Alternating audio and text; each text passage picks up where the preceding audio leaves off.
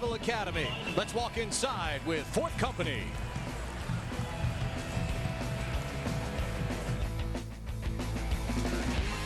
Coming up next.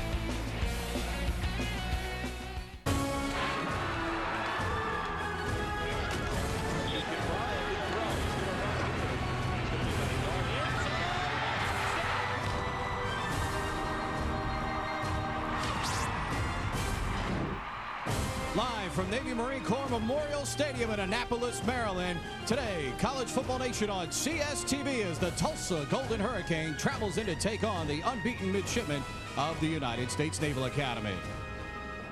And a pleasant good afternoon, everybody. Welcome to College Football Nation on CSTV. I'm Pete Medhurst, along with Trev Albert, soon to be joined by Sheehan Stanwyck Birch, hustling down on the sidelines for you today. Two good football programs, and Trev, 5 years ago, nobody saw Navy or Tulsa on the football landscape. You know, it's interesting, Pete. Sat down on the field today, talked with both coaches, and if you look at this Tulsa football team, before Steve Cragthorpe got there and became the head coach, this was a program that was thinking about getting rid of football. They had won 2 games the previous 2 years, and so now you find them here. Paul Johnson, same thing with the Naval Academy. Paul Johnson's only gotten them to 3 straight bowl games, and they won 2 of them. 2 viable, very good mid-major programs right now in college football. And for both of these programs, offense is the key, but completely different styles, as the Tulsa offense headed up by the great versatility of quarterback Paul Smith. Well, you mentioned differing styles. Paul Smith and Tulsa, all kinds of different formations, personnel groupings. They do a lot of different things. Very difficult for this Navy defense to try to match up with a guy like Paul Smith. And you see what he brings to the table. First of all, very accurate, a good decision maker. When he goes back, finds his receivers, hits them right in the hands, very accurate. But here's what he does, and I think what Navy will struggle with a little bit today is his versatility, get to the outside,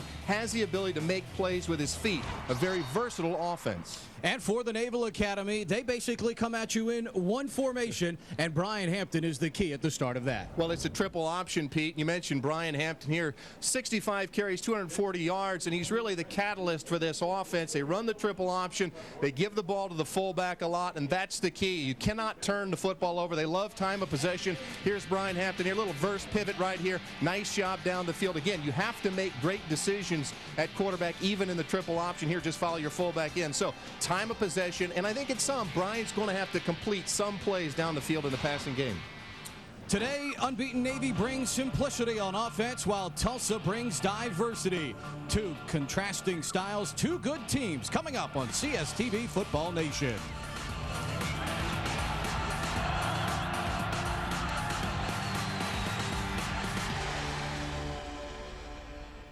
Football is a way of life.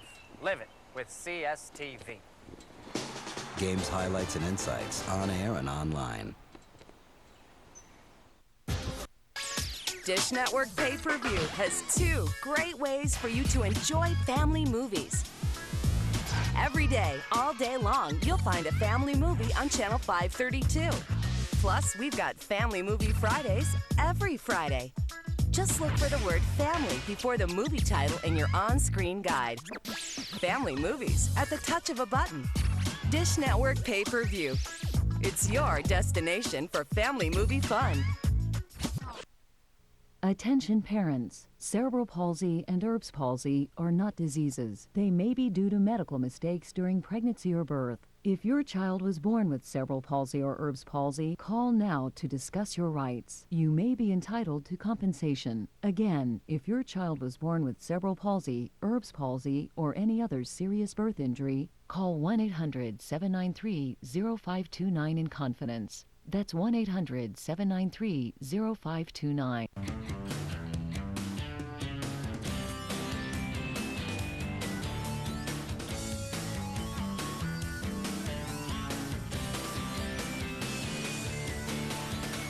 A lot of things make the University of Tulsa great. Motivated students, a faculty that inspires, a beautiful residential campus. But it's the value of our private education that makes us truly unique.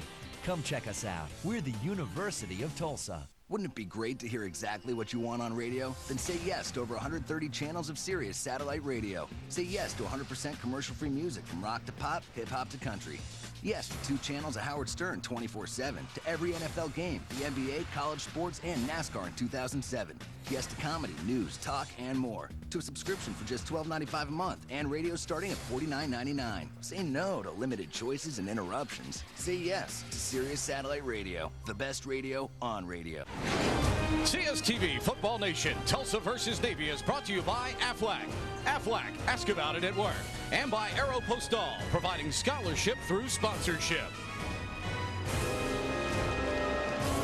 Back in Annapolis, the Navy midshipmen ready to come out and play a big one today with the Tulsa Golden Hurricane. These two teams are combined 5-1, and of course, as always, the great flyovers that they have here at every Navy home game.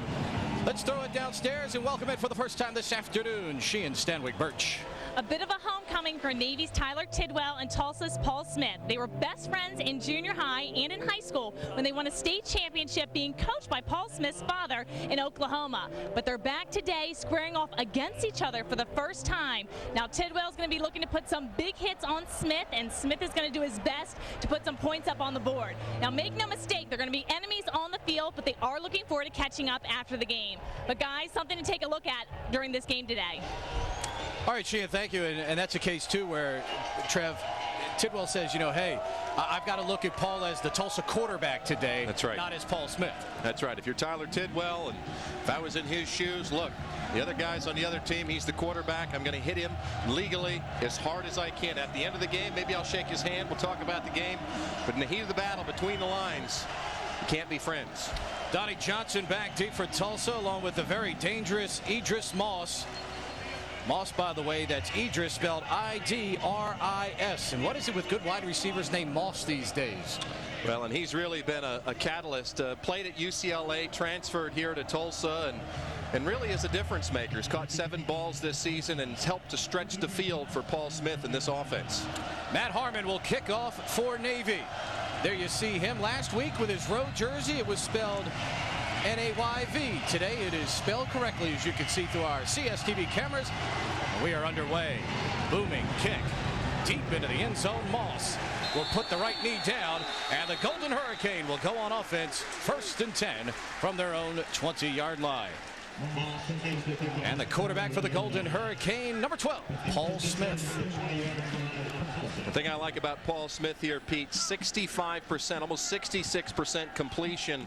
And that's really what happens with this offense. You have to have a quarterback that is an accurate thrower. And here's the thing, though. Steve Cragthorpe hasn't been happy with those 3 turnovers. 3 interceptions so far this season. I think that's a real key. This offense has to avoid turnovers, but Paul's been so good about high completion percentage. There you see Steve Cragthorpe, who has done an amazing job turning around a program that nearly shut itself down. He's been to 2 bowl games in 3 seasons as the Tulsa head man. Golden Hurricane to the line of scrimmage. Moss in motion. Smith on the play action. Looking out of the backfield for Dials. Dials can't handle the pass. Pressured on the play by Navy's Keenan Little to bring up 2nd down and 10. Up front for the Golden Hurricanes. Mengers, Hemmerster, Reese, Danauer, Whitlow, and Parrott. Let's take a look at the skill people. Dials, Moss, Johnson, Bug, and Ramsey. You'll see a lot of Ramsey, and you'll see a lot of tight ends from Tulsa today. For offensive coordinator Charlie Stubbs is 2nd down and 10. Greets the Golden Hurricane. There you see Big Parrott at tackle right there. Buddy Green, Navy's defensive coordinator, talking about this week about the size of that Tulsa offensive line.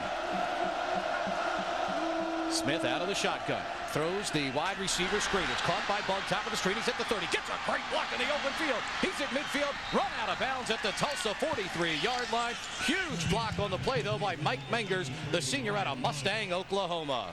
And that's just a nice job there. You like the offensive play call. You take Paul Smith early in the game, get him settled down, roll him a bit to the right, throw back, get some great blocking down the field. And Ryan Bugg's really been a guy for them already with 11 catches on the season. And sometimes you hear Ryan just takes a step back. It's a simple throw for the quarterback early in the game to gain his confidence. Good blocking down the field and a huge 1st down for Tulsa. And wide receiver Donnie Johnson also with a terrific block to help spring Bug for the inside screen. Smith Gives it to Dials. Dials with a hole up the middle. Runs out of one tackle.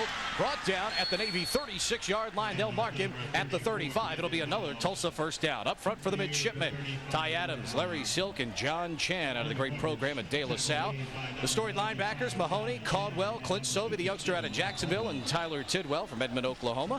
Secondary, Little, McGowan, Buffin, and Rashawn King, the sophomore out of Raleigh, with a start at corner today.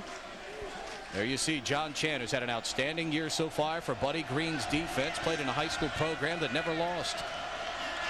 Hasn't lost much here at Navy. Smith on first down. Rolls out to the right. Throws underneath Moss with a great catch. Steps through a tackle. Goes down at the 20-yard line. He'll have another Tulsa first down. You know, Pete, we talked about the versatility of this Tulsa offense. They show you so many different things. And already here we see Paul Smith, just a little rollout. So important to have a quarterback these days that can throw on the run, get away from pressure. And it's a strike there to Idris Moss. And that's the thing we're talking about, getting down the field. Interesting, we're talking to the Navy coaches, and they think they've made progress because they haven't given up the big play. They're going to make you work all the way down the field offensively. And Tulsa, the kind of offense that can do that. Here's the pitch out running left side down to the 13-yard line on the first down carry for the Golden Hurricane. Dexter Taylor, the fine freshman out of Indianapolis, Indiana, a guy that they are very, very high on track. They really like Dexter Taylor. I think they feel like he really brings an added dimension to the offense, kind of a burst. You know, once you hit the hole, some running backs, they can find the hole, but it's that second gear, it's that burst, and they think that Dexter Taylor has that burst. Dexter Taylor, a guy that nearly went to the Air Force Academy and would have been a great quarterback, certainly in that option attack, as you can see by the clicks he had there on first down. 2nd and 3 from the 13-yard line. Smith puts a man in motion across the formation. The give is to Dials, a right tackle, and he is greeted rudely down there by Ty Adams, who gets him at the line of scrimmage. Maybe a gain of 1. It'll be 3rd down and short for the Golden Hurricane. Yeah, you talk about this Navy defense. Sure, they're undersized, but you see the penetration right here. And talking with Charlie Stubbs, the offensive coordinator, they really feel like Navy does a nice job with their defense of moving their guys around, getting into gaps, quickness. They use their quickness to their advantage. They're not big guys, but they get in those gaps, they get upfield, and they force you to adjust. A nice play that time by the front 3 of Navy's defense. Golden Hurricane have been dynamite, as you can see in the red zone. 9 touchdowns on 11 possessions. Here's Smith. Rolls right on 3rd and short. Under pressure. Throws it, and it's incomplete. Ty Adams, the pressure that time on Paul Smith, and that's exactly what Buddy Green talks about there. Here's a case now where they hold Tulsa to perhaps a field goal on this drive. You see Ty Adams here is just going to stay his ground, be disciplined on defense, then once the play declares, get up the field, and a nice job of getting pressure on Paul Smith. And Paul Smith does a nice job of just simply throwing the ball away and not getting a turnover here early in the first quarter. Jeff DeLee's in on coverage for Navy that time in the secondary. Jared Tracy on for the field goal attempt. 2 for 2 on the year. Longest is 28. This one is 29 yards. Kick is on the way, and it is no good. He hooked it to the left. So the Navy defense gets exactly what it hoped for in that situation. Tulsa, a promising drive, but it comes up empty. You see the missed field goal right here, and that's what the coaches talked about, Pete. They said, look, I mean, we're going to let people have some drives. They're going to gain yards on our defense, but so many times teams make big plays and score a lot of points because the defense simply makes mental mistakes. And so I think what Navy's trying to do is make Tulsa work for everything they do, make the other team, allow them to make mistakes. You mentioned it, nice drive. They come away with no points.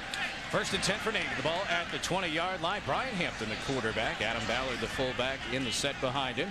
Standard triple option format with a quick pitch to Campbell. The ball knocked loose on the ground. And we'll see who comes up with it.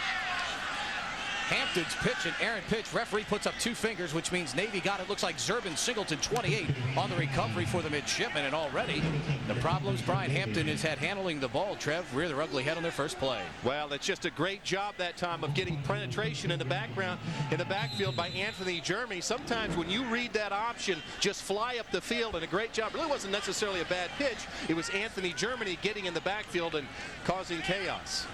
2nd down. 17 yards to go. The ball back at the 13-yard line. Hampton at the line of scrimmage calls the audible. Keeps it on the right side. Going to gain 2 up to the 15. Walter Boyd, the nose guard out of Shawnee, Oklahoma, on the stop. Navy quarterback Brian Hampton on the year. It's interesting, you know, we're talking to Paul Johnson before the game down on the field, and I said to him, you know, Coach, this passing offense, he said, yeah, it's kind of funny. People say we can't throw the ball. He said, we've only thrown 25 times all season. So you look at those numbers, and I think they're looking for matchups that they can win, and when they find one, they will throw the football. Third down and 15. The ball at the 15-yard line. Four-man front for the Golden Hurricane. Hampton runs to the left, cuts it upfield, runs through one tackle. He's going to have a first down across the 30, up near the 36-yard line. First and 10 for Navy. Kendrick Alexander finally comes up and makes the play, but maybe that's why they don't throw the ball a lot. When you have a quarterback like Brian Hampton, a nice cut block right there, just follows his blocker up in the hole and has good vision. And here he is there, the offensive line doing a nice job of creating space and giving Brian Hampton an opportunity to get up the field. Good job downfield blocking by wide receiver Jason Tomlinson. Here's the first carry of the day for the big fullback, Ballard, who plunges across the 40.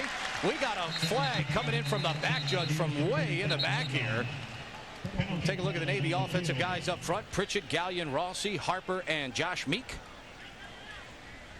Skill people, Ballard, Campbell, Singleton, Tomlinson, and Washington. And let's get the call. Illegal block, below the waist, number 7, offense. 15 yards from the spot of the foul. Replay first down. Number 7. You saw Paul Johnson saying who. CUSA referee, crew referee Edward Kearse saying number 7 to Paul Johnson. The flag came from the back judge, who was all the way at the back of the formation. Usually when that guy throws a flag, it's usually 12 men on the field, but he saw something from way in the back. And obviously that's why Paul Johnson's upset about that call, because this is an offense that likes to control the football, get 3 and 4 yards, you know, per play. Now they find themselves first and forever, and it really changes the complexion of what they want to do offensively. And that's something you hardly ever see called against Navy, ironically enough. First down, 25 yards to go. Hampton at the line of scrimmage. Washington to the bottom, Tomlinson to the top. Long count.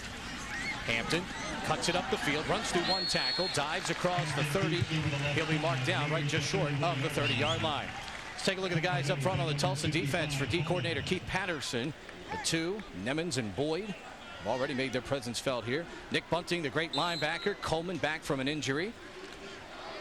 Karatapian, and in a secondary, they go with 5. Graham, Germany, Alexander, Blackshire, and Roberts. We see Coleman back in the lineup. Nelson Coleman, the junior out of Dallas. He's battled back from injury to be back in the lineup here for Steve Cragthorpe. Hampton on the roll out to the right. Stops. Going to try and run back to the left. And going to get nothing. Good penetration by Nick Bunting, the linebacker out of Tulsa, Oklahoma, and Holland Hall. You see, Pete, as I told you, it really changes the complexion of what Navy wants to do offensively when it's 1st and 25. And so on 2nd and long, pretty difficult to run an option play, and that time Nick Bunting does a nice job. And you know, that's part of the evolution in the process of becoming a great quarterback in Brian Hampton. Rather than forcing it, take the loss, live to play another down. It's okay to punt if you're the Navy offense. 3rd down 23 here for the midshipmen. Hampton rather on the option, keeps it himself. He'll gain a couple of yards, but nothing more than that. Good job in the secondary. Kedrick Alexander coming up to make the play, along with Chris Chamberlain, the junior out of Bethany, Oklahoma. It'll bring up a punting situation for Navy. And that's a nice series that time for the Tulsa defense. If I'm Steve Cragthorpe, as I've watched this game sort of unfold, I'm happy the way my offense took the ball the first series right down the field, and happy with how my defense was done a nice job in getting a stop here the first series for Navy. Greg Vitello on to punt for the Mids. Good pressure that time by Tulsa. Ball's going to bounce and take a humongous Navy bounce there. Rolls down inside the 20 near the 16-yard line. 8 minutes and 10 seconds to go in the first quarter here in Annapolis. Navy and Tulsa, no score on CSTV. No. It's too small. Autoclaustrophobia. It affects more people than you think. But there's hope on the horizon, and it's called the Nissan Versa. Versa provides relief with best-in-class rear seat legroom. Versa keeps you going for over 400 miles on just one tank. Versa will save the world from autoclaustrophobia, one driver at a time. Ask your Nissan dealer if Versa is right for you. RV Nation, A community of faithful college football fans who follow their favorite team week to week in one of these. Recreational? Debatable. And yet, without question, they arrive here every Wednesday night, staying through Saturday till Sunday morning. That's right, Wednesday. They get here Wednesday, and yet somehow still have a job to return to on Monday. Football is a way of life. Live it with CSTV. Yo, Bam here, gonna show you how right guard extreme power stripe works. Let's say this team represents odor, and this team represents the power stripe. Medic! What are you doing? Only right guard extreme has the power stripe. It drops odor like a bad habit. Right guard odor my ticket. So you smell great all day. I love you. Get extreme! Get right guard! Get extreme! Get right. No score here in Annapolis. CSTV would like to extend a very special welcome to the servicewomen and servicemen around the world watching today's game on the American Forces Network. We appreciate all you're doing to defend our great country. There you see several men and women who will one day be out in the field serving as folks in the United States Navy and/or Marine Corps. Steve Cragthorpe, the Tulsa head coach, 23-18, as we mentioned earlier. A bowl game in 2 of his first 3 seasons at the helm in Tulsa. Smith pump fakes one way, throws back the other way, sets up the screen to Dials. Flag down on the play. Dials a big gainer into the Navy secondary up to the 38-yard line, but a flag down on the play. Let's see what this one will be. It's going to be a hold. Yeah, you're probably going to get a hold out there, but I like the play call. You have Paul Smith simply look to the right, do a little pump fake, and that brings the safety over, and that allows you to get the ball to your running back. Number 66, offense. 10 yards to the previous spot. Repeat, first down. Mike Mengers called for the holding penalty, top of the screen. And there's Mike Mengers there. Just let him go. You know, he wasn't going to be involved in the play anyway, but sometimes as an offensive tackle, you're not sure where that running back is, not sure if he's right on your hip pocket or not, but a hold there for Mike Mengers. Dials had a couple of good touches of the football early here. He gets the start today with Terrian Adams sidelined by an injury. There you see Mengers right there, who had a great block on Tulsa's first drive in one of their big plays. Paul Smith on 1st and 20, out of the shotgun. Ball at the 8-yard line. Shift into the backfield. They give it to Dials off the left side. Big hole up the middle. Dials to the 25, up near the 27-yard line. He'll be very close to another Tulsa first down. You know, Pete, that's just sort of that play that's in vogue right now in college football. It's that inside handoff, that zone read, and that big offensive line we've talked about, 6'5", 304 pounds, going against that Navy defensive line, averaging about 250, and a nice job right there of Brandon Dials just hitting the hole. And I think that's really the key for this Tulsa offense. You know, Coach Cragthorpe told us about he wanted to have long, consistent, sustained drives because you know Navy's going to do that to you. They're going to possess the football. Good vision by Dials to get through the hole. There you see the comparisons up front. Navy outweighed by about 50 pounds. Here's Dials again up the middle, hanging on for dear life at the bottom of the pile. John Chan for the midshipman, but again, not before Dials gets the first down. And Coach Cragthorpe was telling me yesterday, he says, you know, Navy holds you hostage with the option. And what he means by that is they possess the football. It's so difficult offensively when you don't get a lot of possessions, especially with the new rule changes. And so they feel like it's just as important for them to have long, drawn-out, methodical drives themselves. Keeps that Navy potent offense off the field itself. First down just short of the 32. Smith on the play action. Looking downfield, got a man wide open. It's Moss. He has to wait on the ball. Still catches it. Dragging tacklers down near the 10-yard line. A big play for the Golden Hurricane. And right there, Pete, that's why you do the play action. That's why you give the ball to Brandon Dials. And that's the one thing that Buddy Green, the defensive coordinator at Navy, said that they could not do. And so far this season, they've done a nice job of not allowing the big play. Just a little play action fake right there. It brings the safety up and a nice throw and catch. Idris Moss with a huge game here in the first quarter. Simple, just a go route right there. Runs right down the seam, wide open. Actually has to wait for the ball. If Paul had got more air under that ball, it'd have been an easy touchdown for Tulsa. You almost wonder if Keenan Little was waiting for help from the safety on that play with the way he went outside in the coverage there on the corner. First and goal for the Golden Hurricane. The ball is at the 10-yard line. The give is to Dials on first down. He plunges forward for a gain of 1. Joe Silk in on the stop for the midshipman. along with number 98, Larry Silk. So the Silk brothers get in on the stop there. Pete, you're right. I mean, there's obviously a miscommunication in the secondary, and that's what Buddy Green talked about, saying, look, let's make them work all the way down the field. Navy understands their limitations defensively. They understand that they have a size issue, but if they just, rush 3 and they drop 8 and force teams to work their way down the field, they have a chance. They can't allow big plays like what happened 2 plays ago. Tulsa missed a field goal on their first drive. The first time they have not gotten points in the red zone. They're deep in Navy territory again. Smith on second down. Going to step up in the pocket. Throws it forward to Bug. Improvisation there by Smith. And Tidwell on the stop. First hit for the midshipmen. It'll bring up 3rd and goal. And there you see some of that veteran leadership from Paul Smith. He's just going to go back, and obviously he was looking for a wide open receiver, but he finds some pressure that time and has to get rid of the football. Has the presence of mind to simply flip it forward, and it's a positive play. Bug on the catch there. Ryan Buggs had an outstanding year so far, the senior out of Atascadero, California. Big St. Louis Rams fan, whose favorite wide receiver is Kevin Curtis, who also wears number 83, and Steve Cragthorpe comes running down the sideline and calls a timeout. And Tulsa will get the TO at 4:15 here to go in the first quarter. Tulsa Navy, no score on CSTV. Before I started college courses, I charted these courses. See, we're on course, on track. Before I got my electronics business underway, I got these underway. Bridge, this is main control. The Navy got me the money I need for college. And gave me an accelerated course to my business. Before I start my own practice out there, I'll get the practice I need here in the Navy. Navy, accelerate your life. There's more gridiron action next on CSTV.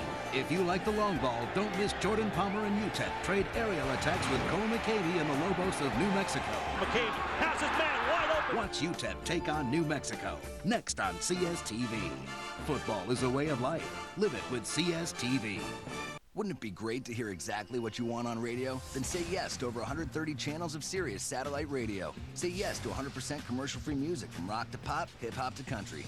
Yes to 2 channels of Howard Stern 24/7, to every NFL game, the NBA, college sports, and NASCAR in 2007. Yes to comedy, news, talk, and more. To a subscription for just $12.95 a month, and radio starting at $49.99. Say no to limited choices and interruptions. Say yes to Sirius Satellite Radio, the best radio on radio. CSTV is going to take you closer to the game than ever before. It's Coast to Coach every Wednesday through Saturday. Log on to CSTV.com to learn more about Coast to Coach. Back in Annapolis, some of the youngsters in attendance this afternoon. Big crowd here for today's Navy-Tulsa game. Over 30,000 expected here in Annapolis for this one. 3rd down coming up for the Golden Hurricane. This time at the 6-yard line. Tulsa missed a field goal in their first drive. Looking to find pay dirt here again for a second time in this first quarter. 3rd down and 6.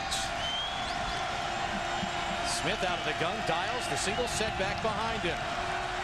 Donnie Johnson in motion across the formation. Smith screens it to Dials, bottom of the screen, has blockers out in front, and he comes down short of the goal line. Decision time here for Steve Cragthorpe. Trev, what do you think here? 4th and goal from the 1. Well, it's interesting. Coach Cragthorpe has loved to go for it on 4th down. So far this season, they're 6 of 7 on 4th down conversions, and looks to me like they're going to go for it here on 4th down. Obviously a huge physical presence up front.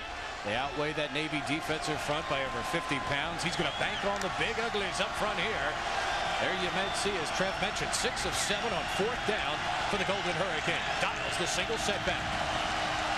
Smith barking out the signals. Runs to the right, and he's chopped down! He's short of the goal line!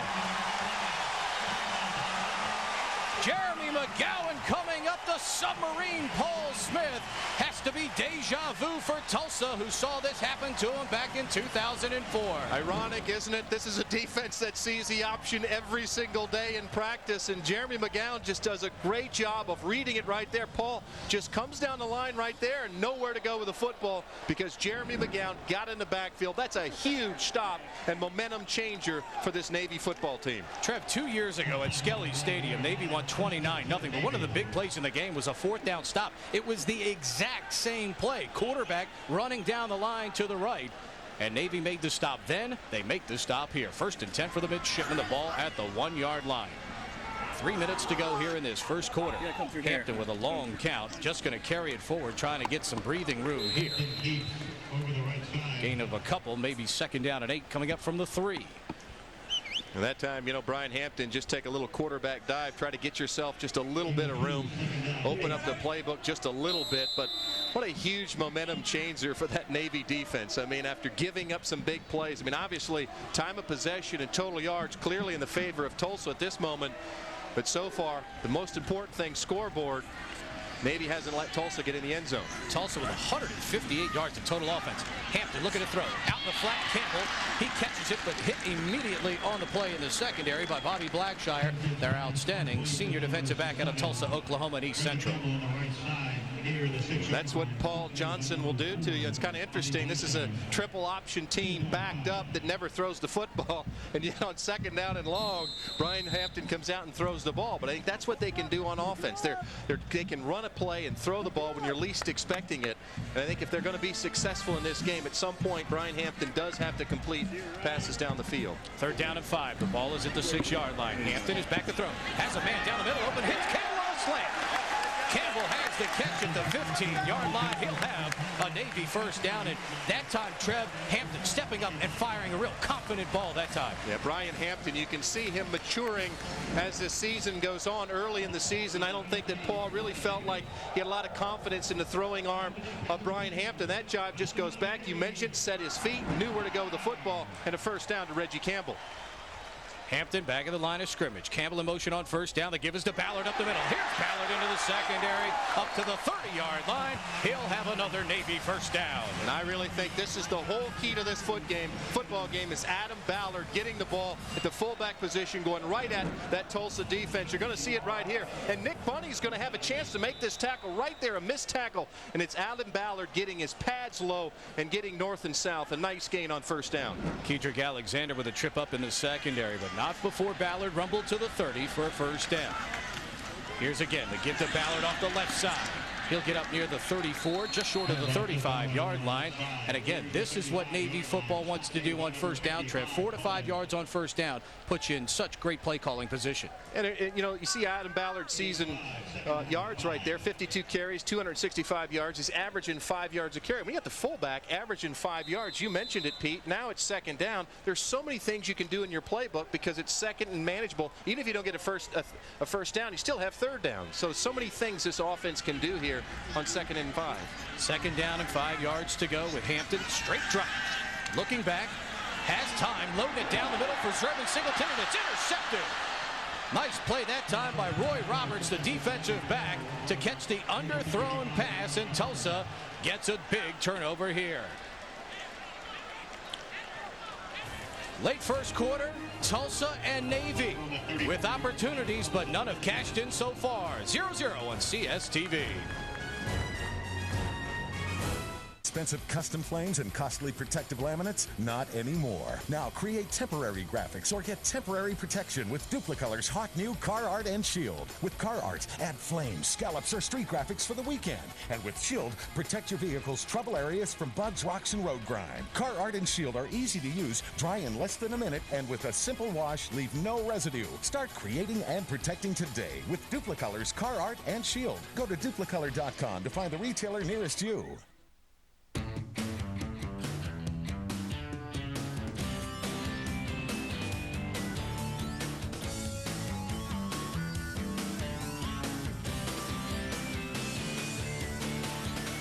A lot of things make the University of Tulsa great. Motivated students, a faculty that inspires, a beautiful residential campus. But it's the value of our private education that makes us truly unique. Come check us out. We're the University of Tulsa. When it comes to college sports, everyone has an opinion. If we're going to hold coaches and administrators accountable, we should hold officials accountable too. Let the debating begin. Watch Taking Issue with Brian Curtis every Tuesday at 7, only on CSTV. Energizer E-Squared lithium batteries let you take up to 630 photos in digital cameras versus up to just 90 with leading ordinary alkaline batteries. Energizer E-Squared lithium keeps going. Back in Annapolis, Tulsa and Navy scoreless. We've had plenty of action, though, in this first half. Tulsa twice into the red zone with nothing, and now, as Navy was starting a drive, Tulsa comes up with a big pick here. And Brian Hampton does a nice job, sees down the field, knows where he wants to go with the football, just doesn't get enough on it to Zurban Singleton. And Roy Roberts does a nice job of simply reading the eyes of Brian Hampton. And you and I were talking in the break, Pete. He was open. He had an open receiver, simply underthrew the football. Clock on the move, remember, with the new change of possession. The clock moves. Tulsa does have to run a play, though. 3-second difference. Here's the reverse to Moss on the pitch. And Moss taken down in the backfield by Buddy Green's freshman defensive back, Jeremy Miles, who comes up and makes an outstanding play in the open field to complete this first quarter. Navy and Tulsa, two teams with great offenses. So far, through 15 minutes of play, they have come up scoreless here in Annapolis. Navy and Tulsa 0-0. Second quarter action coming your way next on CSTV.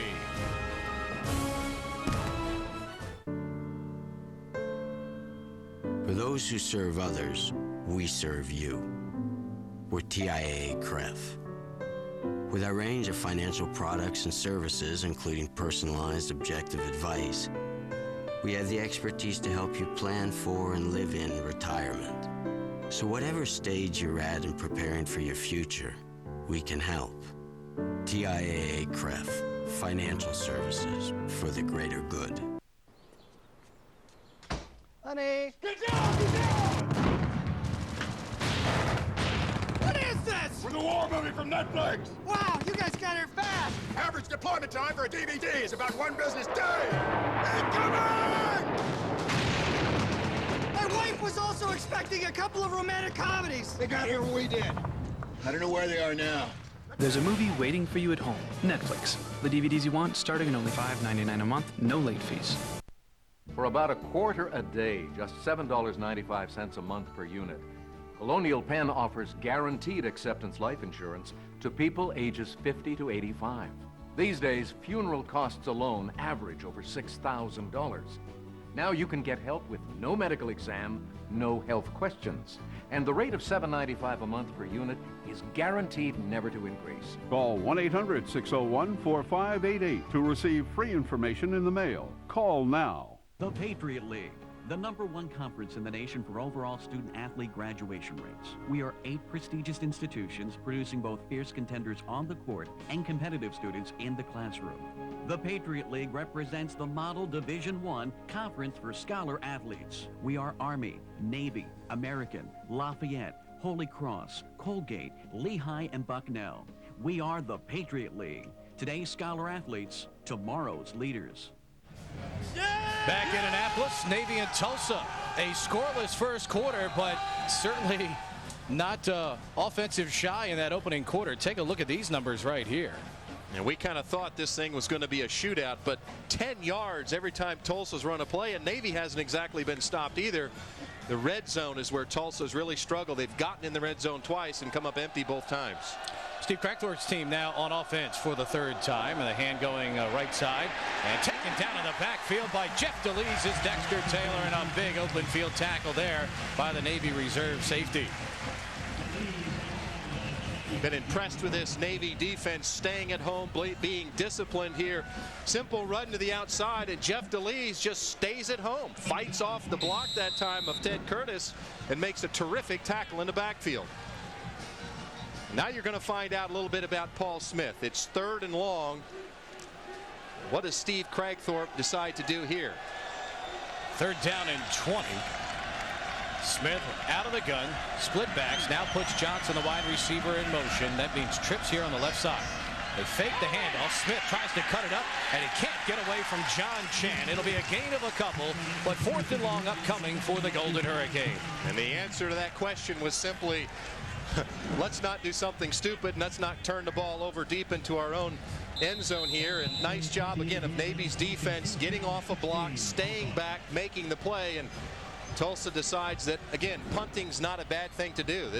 Both of these offenses have had success, had a couple turnovers, and Tulsa feels pretty good about their defense. Sure, Navy's had 4.8 yards per carry offensively, but I think they feel like they should be able to stop this offense. Chris Kindred on the punt. Jason Tomlinson at the 35. Tries to get away from one tackle. Finished off, though, on special teams at the 38-yard line. Navy will have the football when we come back. Scoreless first half so far on CSTV.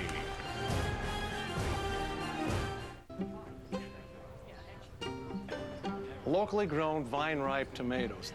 There's nothing more refreshing.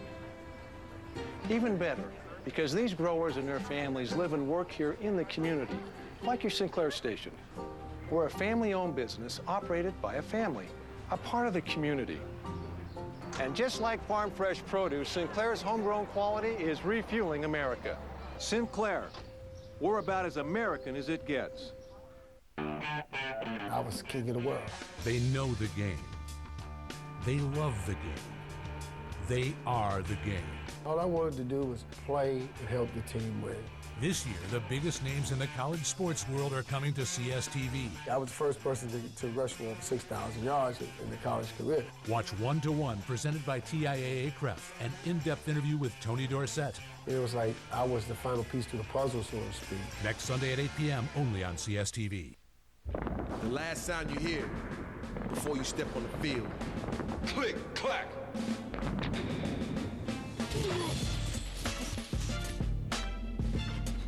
I think the air is coming.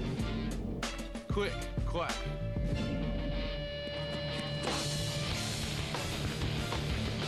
Click, clack. Click, clack. I think the air is coming. Back in Annapolis, no score here. Let's throw it downstairs to Sheehan Stanwyck Birch with a very special guest. A very special guest. I'm here with Steve Lark, arguably one of the best wide receivers in all of football's history. Now, everyone knows about your pro career, but favorite? You know, I have so many great careers playing at Tulsa.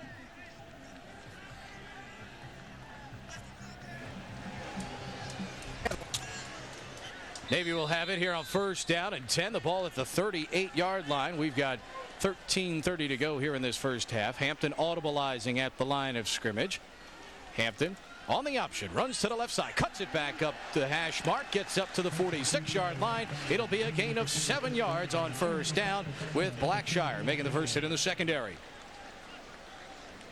Talked about how important first down is for the Naval Academy as anybody in college football. First down is so important because it dictates what you do the rest of the series, and 7 yards on first down simply following your blockers. Brian Hampton with a nice gain that time.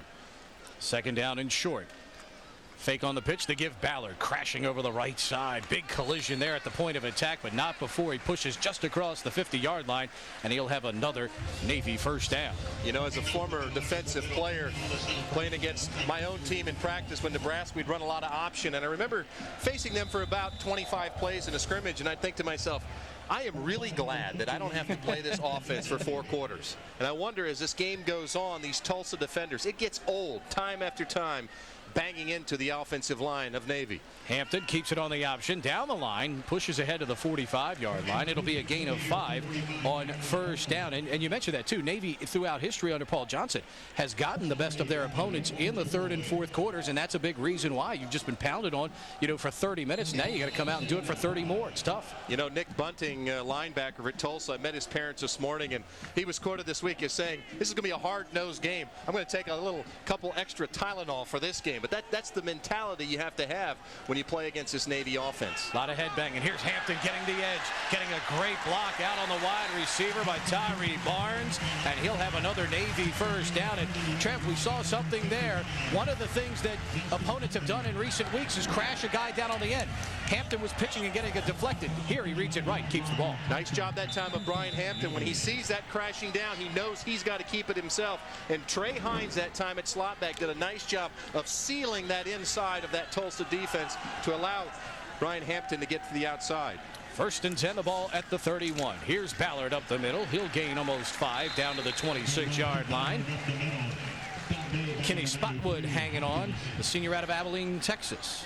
You mentioned hanging on. I mean, it's not a good thing when you're a defender and they're going the other way. When you're hanging on to the tackle, meaning you make the tackle, but it's 5 yards down the field. Again, we talked about time of possession and how this offense works. Now 2nd and 5. Ballard, the single setback. Shun White coming to the motion left side. Hampton pitches White. White on the edge. 15. Cuts outside 10. Stays on his feet. Dives. End zone. Waiting for the signal. They're seeing if he stepped out of bounds. No, it's a touchdown for Navy.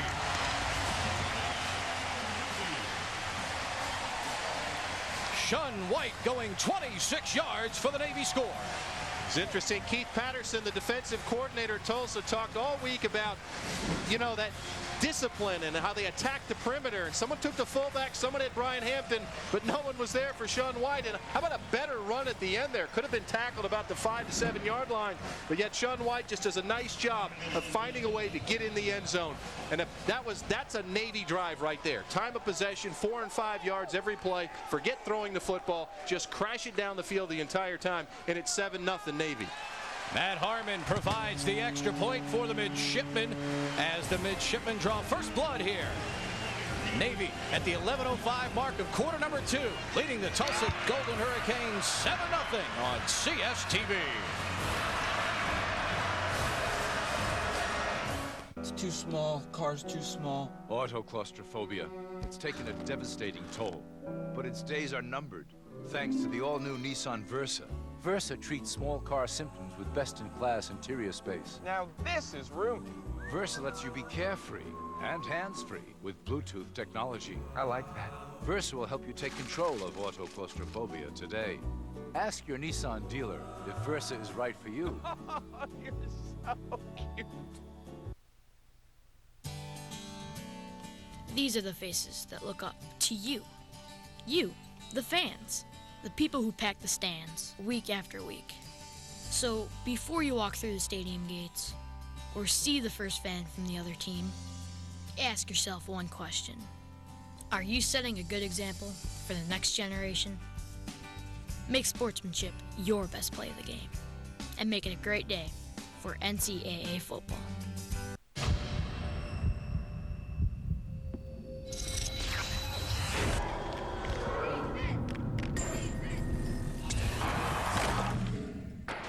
Season begins October 13th on CSTV. Energizer E-squared lithium batteries let you take up to 630 photos in digital cameras versus up to just 90 with leading ordinary alkaline batteries. Energizer E-squared lithium keeps going. Back at Annapolis, Navy leading Tulsa 7-0 behind a 26-yard touchdown run from Shun White. Time now for our Aflac trivia question, and we've got a doozy here today. Name the 4 colleges that have produced both a United States president and a Super Bowl winning quarterback. I have no idea, Pete. I think I have 3, but I can't find the 4th. I think Navy, Stanford, and Michigan, but the 4th one is escaping me. I was thinking like Morehead State with Phil Simms. Who comes up with these questions? That's a great question. That's an Aflac trivia question for another week. There you go. Next week's question. Who comes up with CSTV's Aflac trivia question? Maybe the Duck. Aflac. Back to receive for Tulsa, Idris Moss and Donnie Johnson. After Shun White's career-long 26-yard rush, Matt Harmon going to have to get Jeremy McGowan to hold the football on the tee here as the wind is certainly blowing here at Navy Marine Corps Memorial Stadium. You were down on the field before the game, though, Trev. It is definitely a swirling wind blowing from all directions. It's interesting. I was talking with some of the kickers. It seems like it was coming from the east and the west at the same time. Harmon's kickoff high in the air. Moss from the 3. Up to the 10. Jumps in the air at the 20, taken down on special teams by Matt Humiston for Navy. Paul Smith for Tulsa has had a good game so far, but no results yet to show for it. They've had some nice drives, and the offensive line has done a nice job of protection. You see there the offensive line getting down the field. Ryan Bug with a huge game down the sideline. And again, Paul Smith getting to the outside, rolling outside, and Idris Moss. And then again, the long ball, very important. The offensive line protection, attacking down the field on this Navy defense. A huge play by Idris Moss. Too bad that ball was underthrown, or it would have been 6. Got to be frustrating for Tulsa. Smith, you see, 5 of 7 for a $115 success, but trailing 7-0. They screen it out. Dials perfectly read, but he breaks out of a tackle. Nice play by Dials to get positive yardage when it looked like he was going to be stopped for a loss on the play. Once again, let's throw it back downstairs to Sheehan Stanwyck. Birch once again with Steve Largent. Back with Steve, one of the best wide receivers to ever play the game. Tell me about your most favorite college memory. Everyone knows about your pro days. Well, we had a lot of great memories. We had a winning year every year that I played at the University of Tulsa. We played a lot of big games. I guess, maybe it was a great season my senior year, but both my junior and senior year we had great years, and just barely missed going to a bowl game, which is what we were always aiming for. But I have a lot of great memories, a lot of great teammates from the years I played at TU. Well, now on the sideline, you were chatting it up with Governor Bob Ehrlich. You had a political career. What's the lesson you can tell all the players out here on this field to have success in the future? Well, interesting enough, I got to speak at the chapel service for the University of Tulsa before this game, and I just talked to him about, having some character and class and doing it with dignity, and of course, your faith is always involved in that. And, it was a... I have to pinch myself all the time to believe that I really had the career that I did, both politically and in sports. Well, thanks so much for joining us. Thank you. Pete and Trev, back up to you. All right, Tulsa is somewhat of a wide receiver university. Howard Twilley had a great career with the Dolphins. Drew Pearson with the Cowboys, and of course Steve Largent with the Seahawks.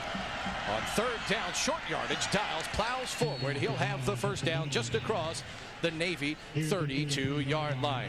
Fans, want to remind you to help keep track of everything that's going on in Football Nation and beyond. CSTV brings you Game Tracker Live. If there's a score you need, an amazing moment you missed, or a story you want to hear, you'll find it throughout the day, today and tonight at 4:30, 8, and midnight Eastern on Game Tracker Live, your one-stop destination for all things college sports. We're talking about Steve Largent, man. When I was a kid, he was my hero. I mean, the way he ran his routes, the way he went about his business. And I think when we look at these teams, that's what Steve Cragthorpe is trying to teach his team.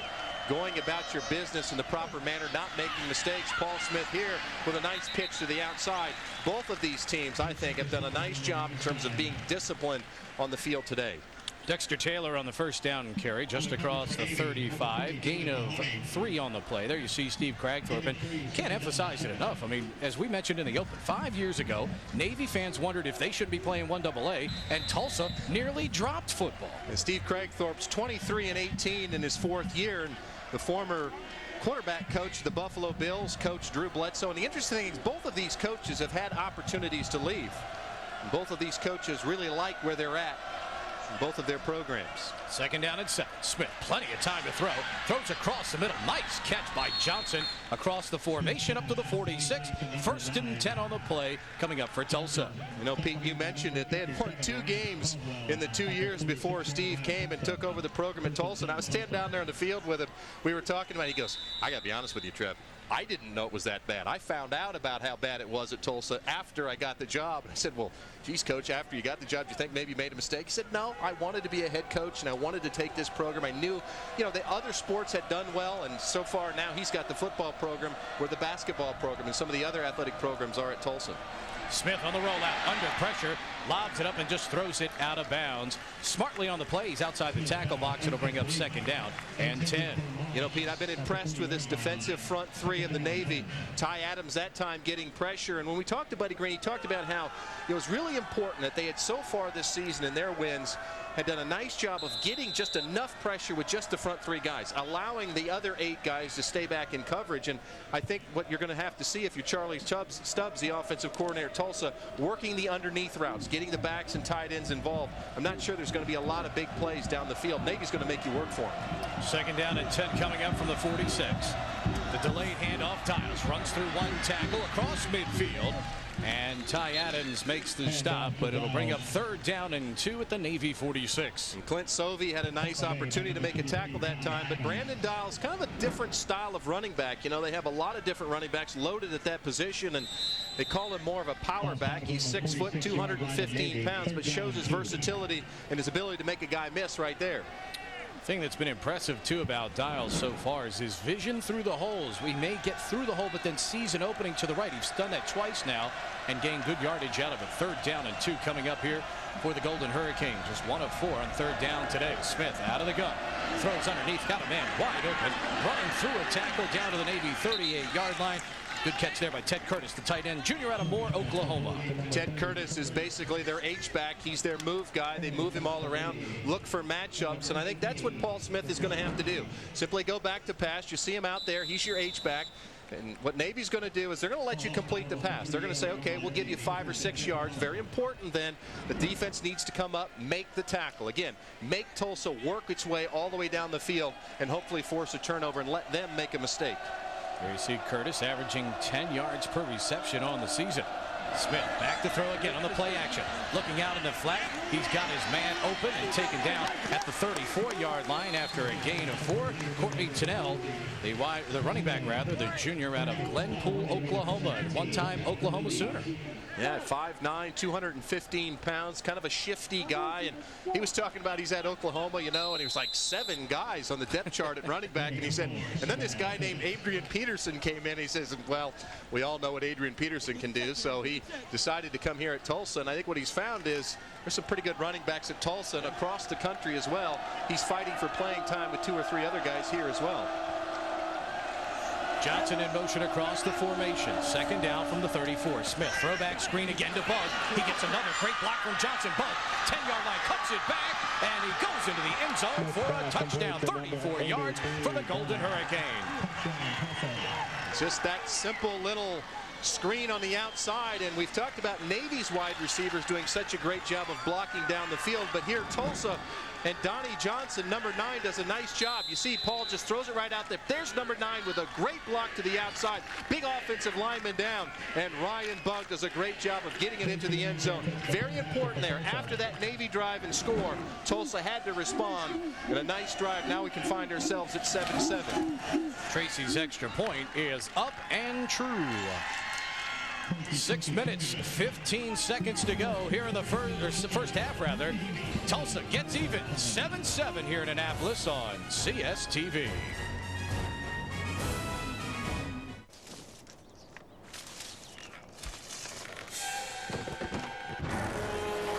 This is not good.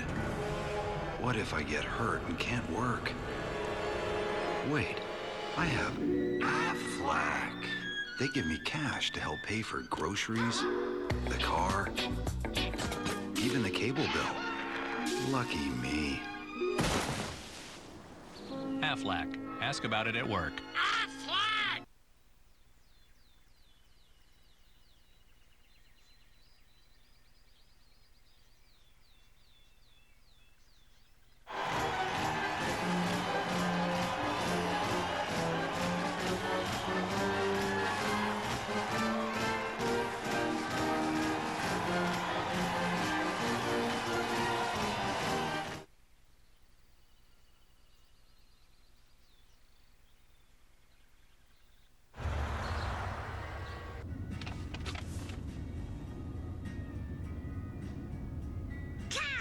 Good, Aaron. Cow. Cow! Yes, sweetie, cow. Cow! Paul, where are the burgers?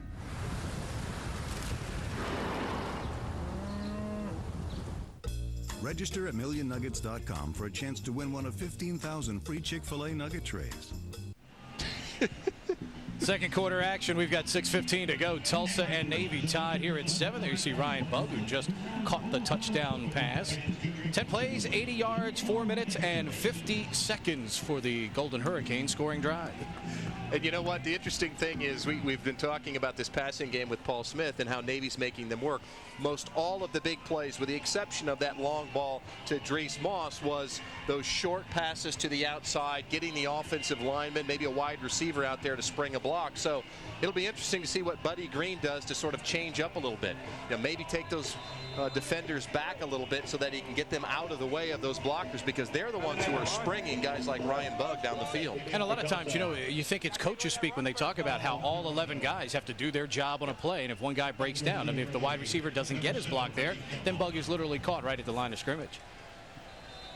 Tulsa to kick off. Paul Gerardo to do it, the sophomore out of Chino, California. Approaches the ball. Kicks it toward the corner where Reggie Campbell will take it at the 6. Campbell tries to juke one man and cannot do it. Good play in the open field by the Tulsa special teams. Go back to our Aflac trivia question. Name the 4 colleges that have produced both the United States president and a Super Bowl winning quarterback. I have Navy, Stanford, and Michigan. But who else? Who's the 4th?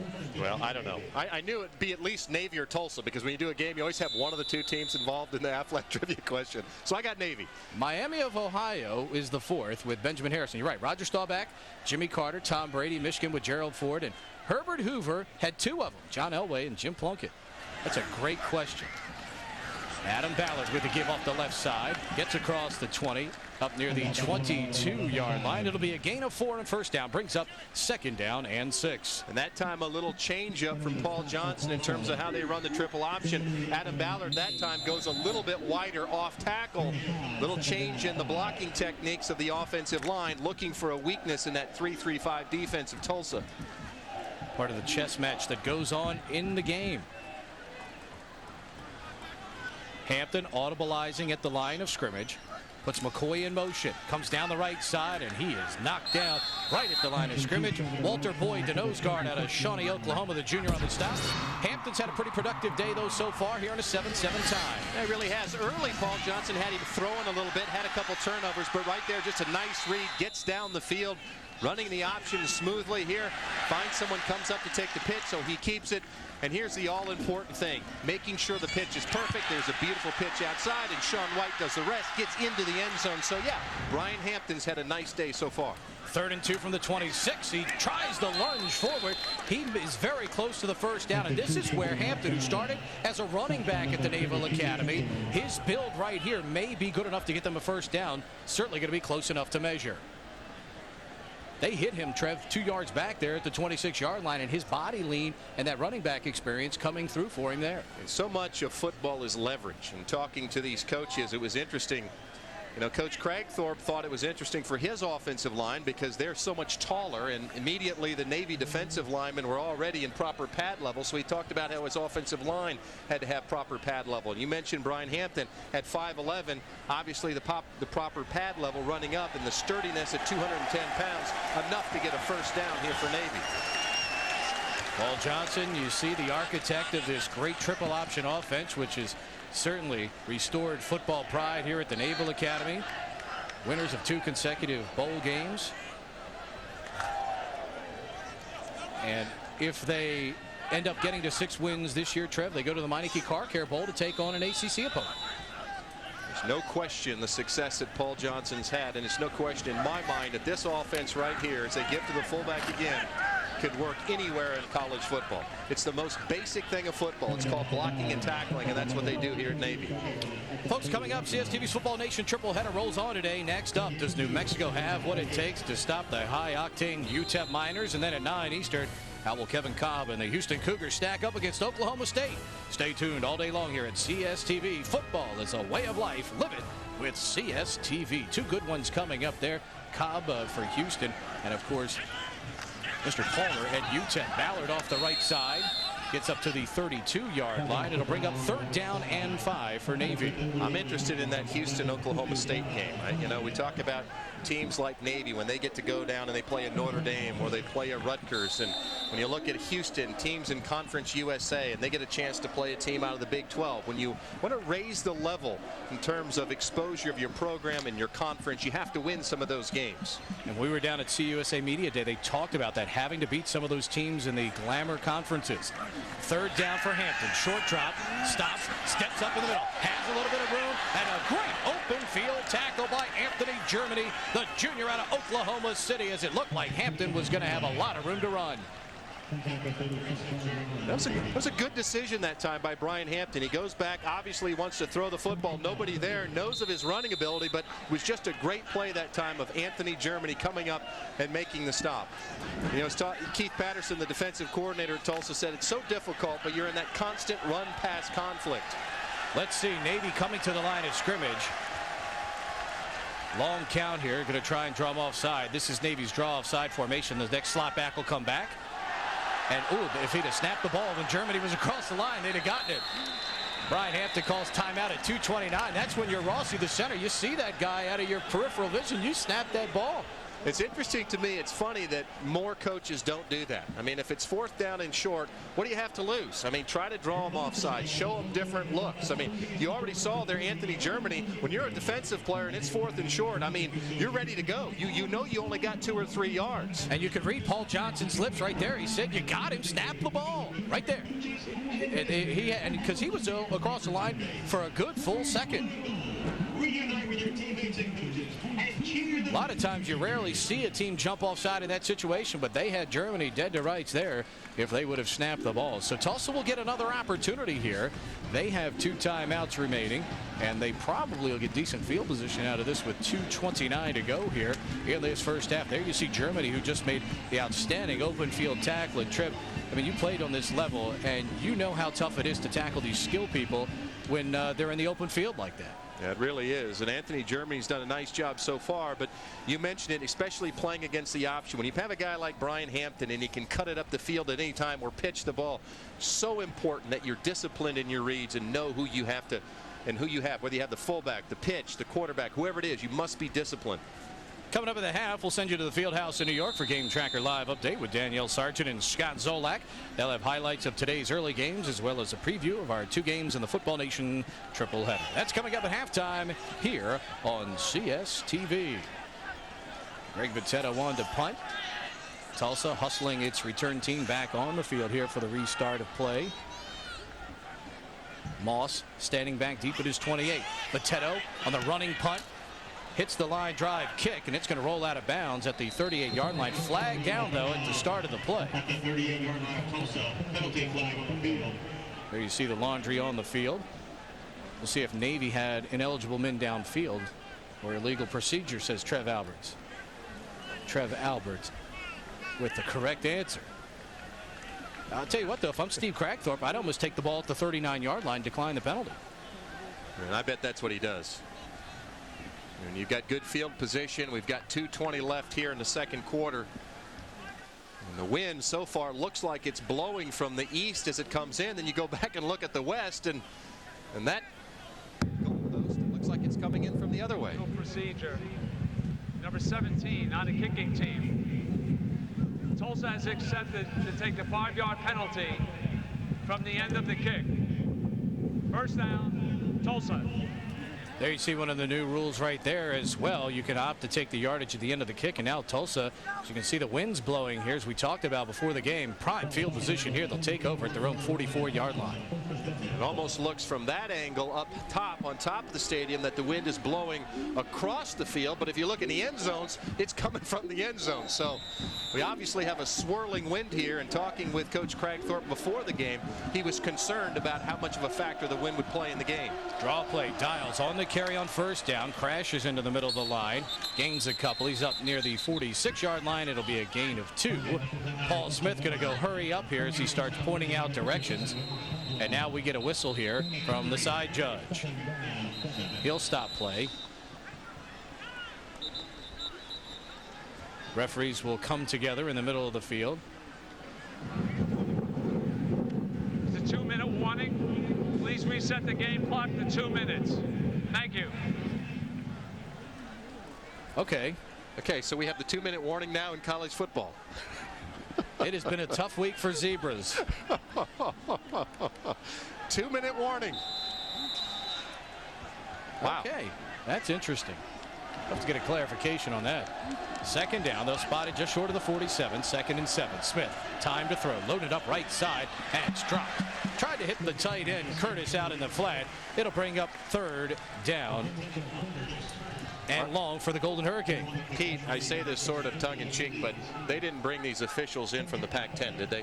No, this is a Conference USA crew. Okay. And since when did we get a 2-minute warning in college football? That was Paul Johnson was given the head linesman here. He's like, we don't have that. That's a first for me. 3rd down and long. Trips to the top of the screen here for the Golden Hurricane. Dials the single setback. Smith is back to throw. Pocket starts to collapse. Smith throws on the move, broken up by David Mahoney. Pass intended for Colby Jackson, the junior out of Louisville. And that time, Rob Caldwell, the middle linebacker there of Navy, a nice job, sort of on a delayed blitz, comes in there, and Paul Smith simply has to get rid of the football. Could have been picked off right there, but Navy doing a nice job of having 8 guys back. Again, not letting anything get behind them, forcing Tulsa to go to the short, quick passing game. And it's one of the few times today, Trev, we've seen Paul Smith try to force a ball into somewhere. And with 1:43 left, obviously they thought they were in perfect position to get at least a little yardage and a chance at a field goal, but a nice stop by that Navy defense. Punt is away. Nice high kick. Plenty of hang time. Tomlinson, the fair catch at the 20-yard line, where Navy will have the possession with 2 timeouts and 1:36 to go on the clock. So far in this first half, Tulsa enjoying an edge total yardage-wise, 235 to 136. And time of possession so far, pretty much even in this one.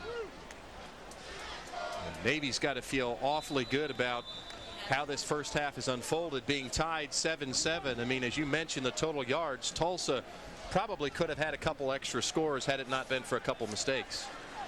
Ryan Hampton to the line of scrimmage. Ballard, the single setback. Hampton on the option, keeps it, tucks it up under, breaks out of a tackle across the 34-yard line, knocked down by Karatapian. First down and 10 coming up for Navy. They'll come to the line of scrimmage. You mentioned Brian Hampton. I've been impressed with how many tackles he's broken here in the first half. The strength that he has in his lower half. I mean, he's breaking tackles from defensive linemen from Tulsa. Here's Hampton, going to throw. Looking down low, got Tomlinson wide open, and he underthrows him at the 40-yard line.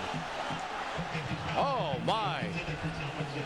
As soon as the play started, Trev Alberts pokes me in the elbow, and he points, and Tomlinson is wide open. And Tomlinson's just going to simply go straight down the field, and again, it's just miscommunication. Kenrick Alexander and Nick Graham are back in coverage, and again, Ryan Hampton had an open receiver, could have completed that pass easily. You've got to complete that at quarterback. Brings up a 2nd down and 10. Hampton, plenty of time now, rolls out to the right, throws on the money to Campbell.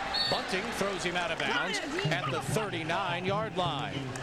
That's probably the thing that frustrates Paul Johnson the most, is sometimes he sees Brian Hampton go back and he throws a laser, he throws a strike. It's right on the numbers, just like that last pass. And so you say to yourself, hey, look, we've got matchups out here we can win. Let's run this play. And then the wide receiver is wide open and he can't hit it. There you see Paul Johnson barking out the play. 3rd down coming up. You heard a voice near one of our hard-working parabolic mic operators. That was quarterbacks coach Ivan Jasper telling Hampton, throw the ball. 3rd down. Hampton on the option, coming right side. Cuts it back up, runs into Nick Bunting, but not before he has enough yardage for a 1st down. Clock will stop with 54 seconds remaining at the 45-yard line.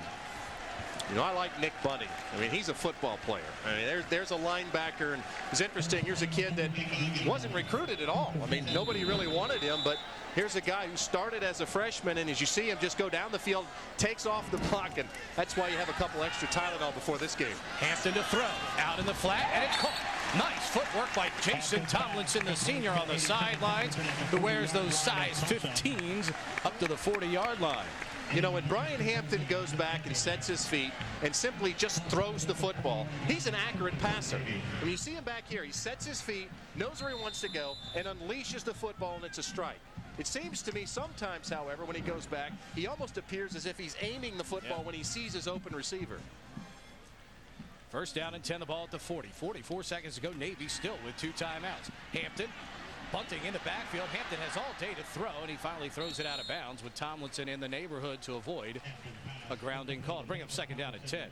Nick Bunting, really enjoying watching this young man play, because, I mean, he flies around, and he's not afraid to stick his nose into anything. He comes across the corner, and he was the reason that time. And Brian Hampton did a nice job of simply getting rid of the football. I mean, sometimes, you know, throwing the ball out of bounds and not forcing a mistake is the right thing to do. But as we look at Nick Bunting there, I think he might go in at halftime and take a couple more Tylenol at halftime the way this one's shaping up. He's certainly been banging some guys around. Folks, want to invite you to see the excitement of the world of women's volleyball. It comes to you this weekend as CSTV has got two powerhouse matchups starting tomorrow at 6 Eastern. Tulane travels to Marshall to take on the Thundering Herd.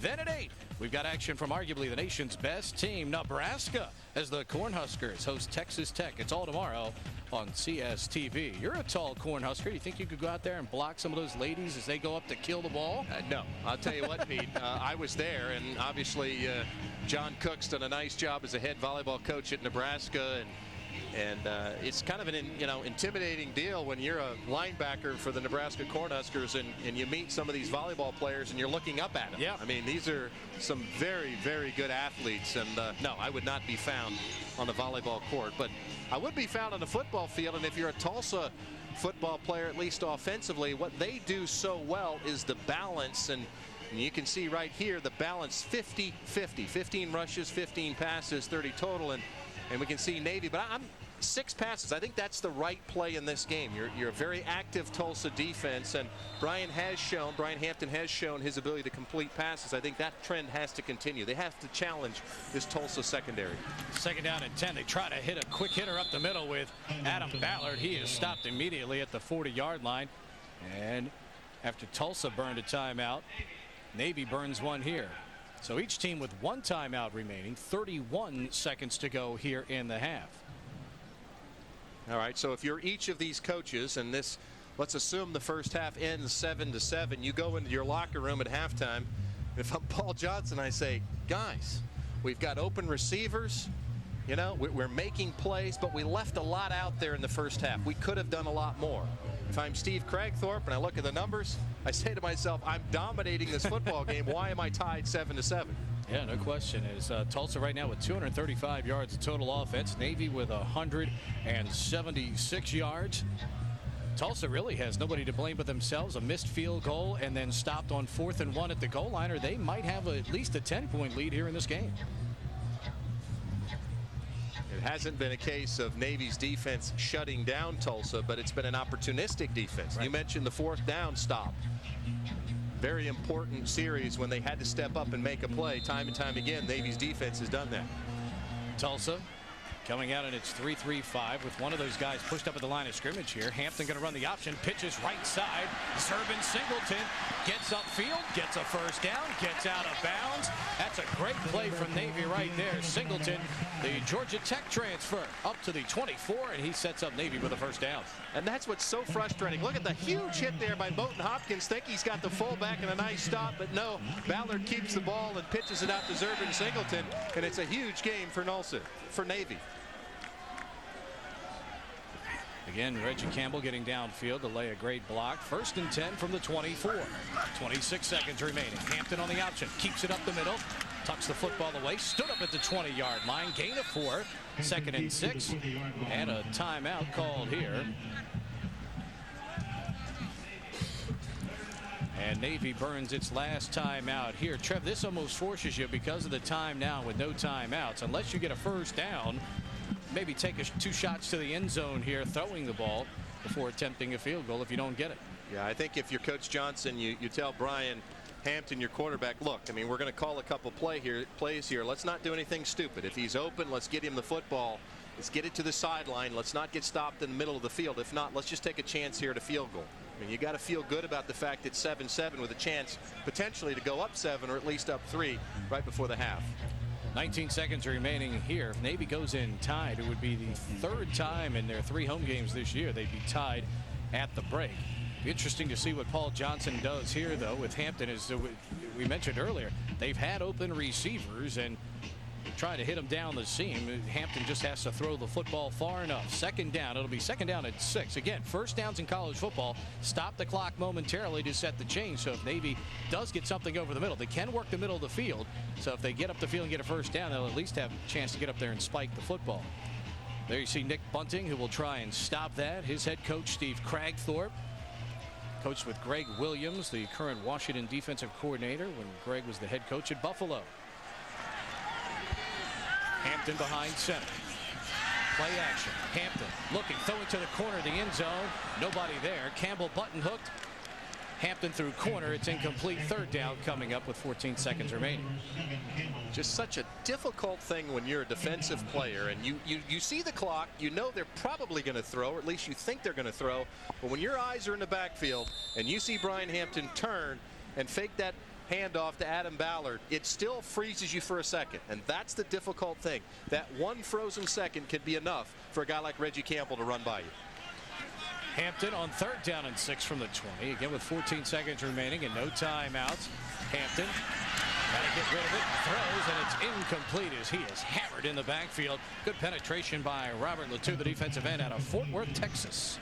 Robert Latou that time just a little 3-man rush, and bull rushes the left tackle. Matt Pritchett does a nice job. Here's Robert Latou coming to the outside. Actually has a couple guys, keeps it up, spins back to the inside and gets a nice hit on Brian Hampton. That's just an effort play by Robert Latou that time. Jared Bryant to hold, the former Hoover High School product, for Matt Harmon, who will try it. And now we get a whistle as Tulsa will burn its last time out here and give Harmon some time to think here as he will attempt what amounts to a 38-yard field goal coming up here for the midshipman with 10 seconds remaining here in this first half. A guy like Robert Latou, for those of us who are follically challenged, we'd love to find out how he grows such a large amount of hair as he had it flowing out of the back of his helmet. Brian Hampton, we mentioned, had to make some plays in the passing game. Brian Hampton's had a little bit of an up and down day, as we've talked about. When he sets his feet, seems like he does okay. When he rushes it, you know, an incomplete pass. He tries to aim the ball down the field. Had plenty of time, had to move to his right. There's a nice throw to Reggie Campbell. Again, offensive line gives him time. He's got an open receiver. Beautiful throw. The only guy who could catch it was his wide receiver, but yet there were other times when he seems to rush the throw. Maybe gets too excited, but you know, if you're a quarterback who's taking hit after hit after hit and running the football, it's an awful lot to ask of a young man to simply then turn into Dan Marino and throw the football down the field. Yeah, it's a different phenomenon. And they're tough throws, but ironically, we've seen him have success outside the hash marks, trouble inside the hash mark so far today. Harmon from 38. Bryant puts it down. Kick is on the way, and the kick hits the goalpost and bounces wide. So each team has now missed a field goal here in the ball game, and with 6 seconds to go, Tulsa will have a chance to terminate this first half with a tie score. And here's Harmon. I was down on the field with him before the game, and we were talking about the wind. Just to the outside, hits the post and goes off. And they were concerned about it. He said, you know, we can't figure it out. One time it seems like it pushes it left, and then it pushes it right. Seems to me like when that's the problem, you kick it down the middle, Pete. Yeah, and it's tough too in college. Remember, those hash marks are outside the goalpost, and Harmon that time overcompensating for being on the right hash mark here, as we have a 7-7 tie here at Navy Marine Corps Memorial Stadium. We'll be sending you to the Fieldhouse in New York coming up in just a couple of moments to get you up to date on all of the action around the country here this afternoon. Daniel Sargent and Scott Zolak are standing by for that action. Let's throw it downstairs. Sheehan Stanwyck Birch with Paul Johnson. Coach, well, the triple option's been working well, but the passing game's been inconsistent. How do you correct that? Well, we just got to throw it a little better and catch it. But, you know, it's a crazy game. There again, neither team had very many possessions. And when the game's like that, hopefully it'll play into our favor. We just got to maximize our possessions. Last week, you weren't happy with the energy level of your team. Actually, 2 weeks ago. Are you happy this day? Well, we're okay. It's not great, but we'll come out in the second half, see if we can't get something going. Thanks, Coach. Good luck. Thank you, Sheehan. 7-7 is our halftime score here in Annapolis. Trev and I will be back with the second half in just a little bit. But first, time to go back to New York. Danielle Sargent and Scott Zolak standing by with Game Tracker Live. Hello there. Welcome inside the CSTV Fieldhouse here in New York with Scott Zolak. I'm Danielle Sargent. Navy and Tulsa at the half. This game tied at 7, but we've seen a lot of points left on the field, haven't we? Yeah, you have. You know, you look at Navy this year and also years in the past, a great triple option attack. The problem they have is when they go to that fourth option, that's throwing the football. Brian Hampton has struggled throughout the course of this year, and if they want to get to the Meineke Car Care Bowl and they want to play in Carolina, they've got to throw the football. He's got to hit some plays down the field. I like Tulsa's call going for it on 4th and goal down from the 1. It's a tight one. Watch Navy wear them out in the fourth quarter, though. All right, you heard it here. This is the first weekend that we'll see the Big Ten begin to beat up on each other. Michigan-Wisconsin kicked off today at noon in a game that Wolverine coach Lloyd Carr says he was worried about as soon as he looked at this year's schedule. He knew it would be a challenge for his team to prepare mentally after Notre Dame. And so far, Michigan leading 24-10. Mike Hart, 23 carries, 91 yards. And 1 touchdown. Also today, number 14, Iowa all over Illinois. It's 24-0. Drew Tate, 11 of 32, 190 yards, a touchdown, and 1 interception. Now, looking back at that Michigan game, Carr said he was worried about a letdown. Have you seen anything? No, I haven't seen one, but you look, Barry Alvarez, not at Wisconsin. You knew this was going to be a physical game. Every time Wisconsin plays Michigan, it's a knockdown, drag-out fight. This game was even, dead even through 3 quarters. Mario Manningham, the big story, 6 touchdowns on the year. Chad Henne talked about him last week. Needed to have a great day against Notre Dame. He did. Now, if he strings a couple of these games together, he's got 2 touchdowns today, over 200 yards. We're going to start talking about Heisman with Henne and Manningham. That is the H word. Wisconsin won that matchup last year by 3. Time now for a quick break. When we return, highlights and scores from the SEC as Georgia takes on a Colorado team that's desperate for a victory.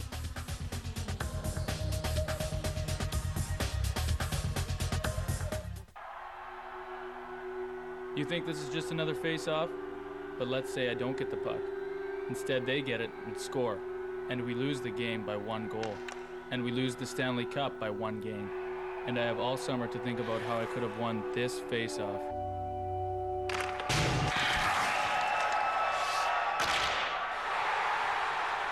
NHL 2007. Rated E10 for ages 10 and up. EA Sports. It's in the game.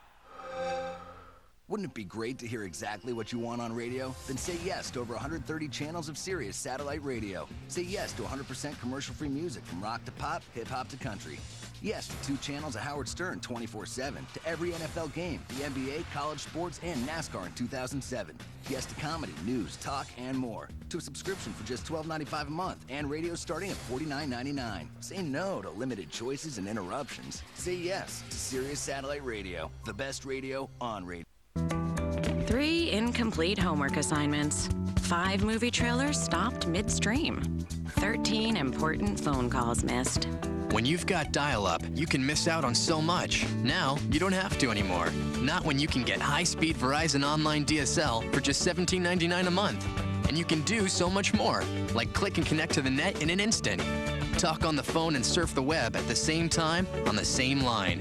Download photos faster than you can say smile, all for as low as $17.99 a month. Just call 1-888-697-4375. That's 1-888-697-4375 to get Verizon Online DSL for about what you've been paying for dial-up and see what you've been missing. 32 photos of grandson opened. 347 favorite disco tunes downloaded.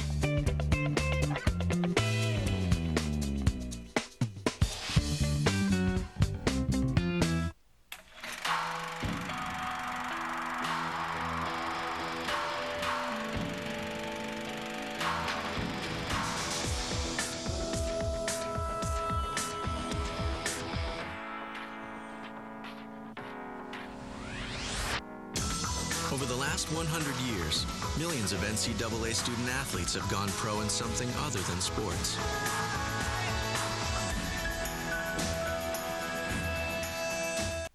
Skillets, axes, spittoons, a garage sale? Try the crown jewels of Football Nation. Football is a way of life. Live it with CSTV. Auburn won last weekend's huge SEC contest against LSU, but didn't escape unscathed. The physical game left several Tigers nursing injuries, including quarterback Brandon Cox and tailback Kenny Irons, who is not playing today. Today, the nation's second-ranked team gave Buffalo its first taste of the SEC. Auburn entered the day 5-0 all-time against MAC teams. Would they continue that dominance? First quarter action, scoreless game. Brandon Cox hooking up with Courtney Taylor, who muscles his way downfield. That's a pickup of 23 yards. The fans love it. That sets up this. Brad Lester, 8 carries, 34 yards, and this touchdown. So far, Auburn leading Buffalo 7-0. Elsewhere in the SEC, Georgia taking on Colorado. First quarter, no score. The Buffs lining up for a field goal, and it's blocked. UGA keeping their shutout streak of 2 games alive. The nice special teams play, but Colorado would not be denied. Up 3-0. Bernard Jackson, the screen pass to Hugh Charles. He gets some good blocking all the way down to the 1-yard line. Is the upset brewing? Very next play, Jackson takes it himself. He's in there. And we have Colorado leading Georgia. So we had Georgia and Auburn. Yep. Huge games last week, but we're seeing a different story this week. Think about the games in the SEC last week. You had Tennessee taking on Florida. You had LSU taking on Auburn. Brandon Cox playing well in that game, playing hard. They're without Kenny Aarons. Brad Lester's done a nice job filling in for him so far. But the story right here, Matthew Stafford, he's a guy that's a freshman, true freshman starting, had a great game last week. All of a sudden, down week today, 9 of 17, 79 yards, couple interceptions. But the story for Georgia, not able to rush the football. You got to be able to rush the football in the SEC. This is a huge win for Colorado if they can hang on. They started the year 0-3. Well, we certainly love the SEC here, and if you love the SEC, you don't want to miss our SEC Football Nation show. It's a look at everything SEC. That's tonight, 8:30 Eastern. Greg Emzinger, Tim Couch, and Scott Zolak, my special guest with me right now. We'll have all of the action here today on CSTV. Other top 25 teams in action today, including 8th-ranked Louisville, who managed to get off to a 3-0 start despite losing running back Michael Bush for the year and quarterback Brian Brom for up to 6 weeks. Today, the Cardinals took on equally 3-0 Kansas State. And check this out, Louisville up 24-6 over Kansas State. Does this domination surprise you at all? Not after the way they took care of Miami last week after Brom went down, but that thumb is something to watch. They said he's out for about 6 weeks. This could linger around 8. We've also got Cincinnati trailing Virginia Tech 29-13. More 1-yard rushing touchdown for Cincinnati. ACC action, North Carolina and Clemson first quarter. C.J. Spiller from 7 yards out gets the carry. Nice cut and finds his way in for the touchdown. Tigers up and rolling late in the second. Will Proctor drop back, hook up with Thomas Hunter across the middle. The huge gain down to the UNC 21. That's a 47-yard pickup. That would set up this run by James Davis. Davis taking it from 9 yards out, breaks a tackle. Clemson up 35-0 at the half. They're up 52-7. Clemson, big win last week over Florida State. Where do they fit in the ACC? Well, they could be pretty dominant, but you're playing a team that has powder blue uniforms. UNC. Story of the day, though, Louisville think they found themselves last week against Miami. Brian Baum knocked out of that game for possibly 6 to 8 weeks. You got to keep your eye on Louisville in the top 10. All right, time for another quick timeout, but we're going to come right back here. Straight ahead, we look ahead to the other games that are part of our triple header, UTEP and New Mexico, and Oklahoma State and Houston. Keep it here.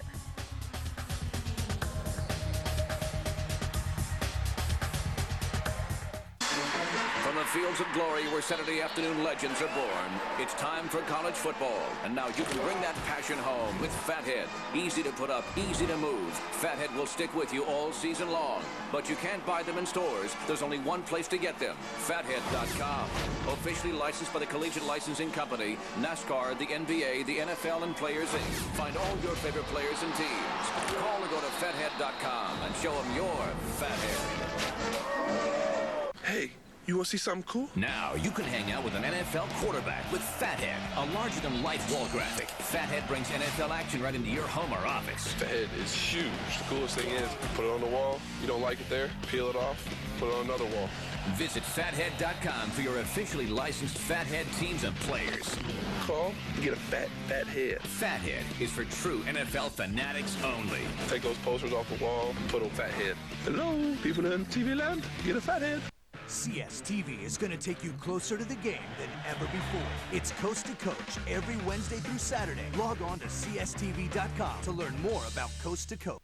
Celebrate September on Dish Network Pay-Per-View with the Family Movie Sweepstakes on Channel 532. Each time you order a family movie, you'll be entered to win fun games and prizes from Play TV, Dish Games, and more. Order great family films including 8 Below, Cheaper by the Dozen 2, and Aquamarine. The more you order, the more chances you'll have to be one of 5 winners. Enter the Family Movie Sweepstakes today. Visit dishnetwork.com/PPV for details.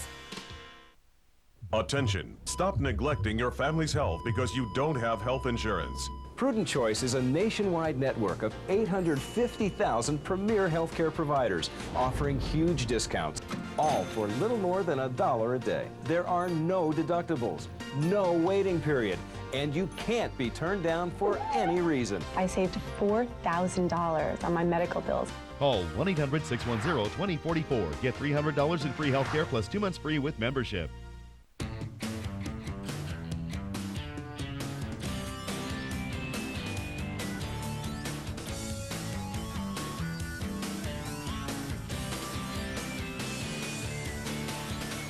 A lot of things make the University of Tulsa great.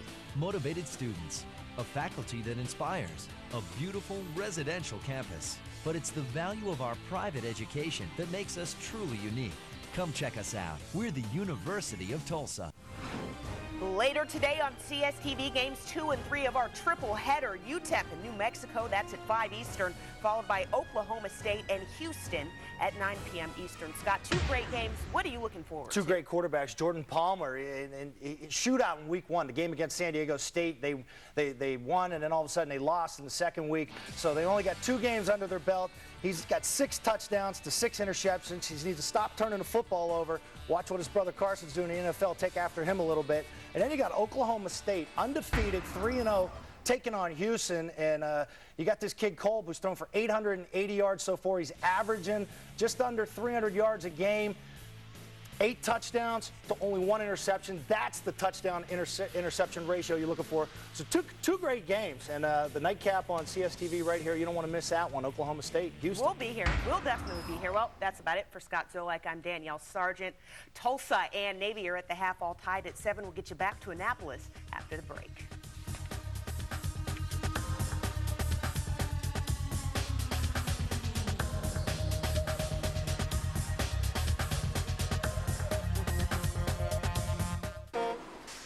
Need a hand? No, I need a new car. Whoa, I see what you mean.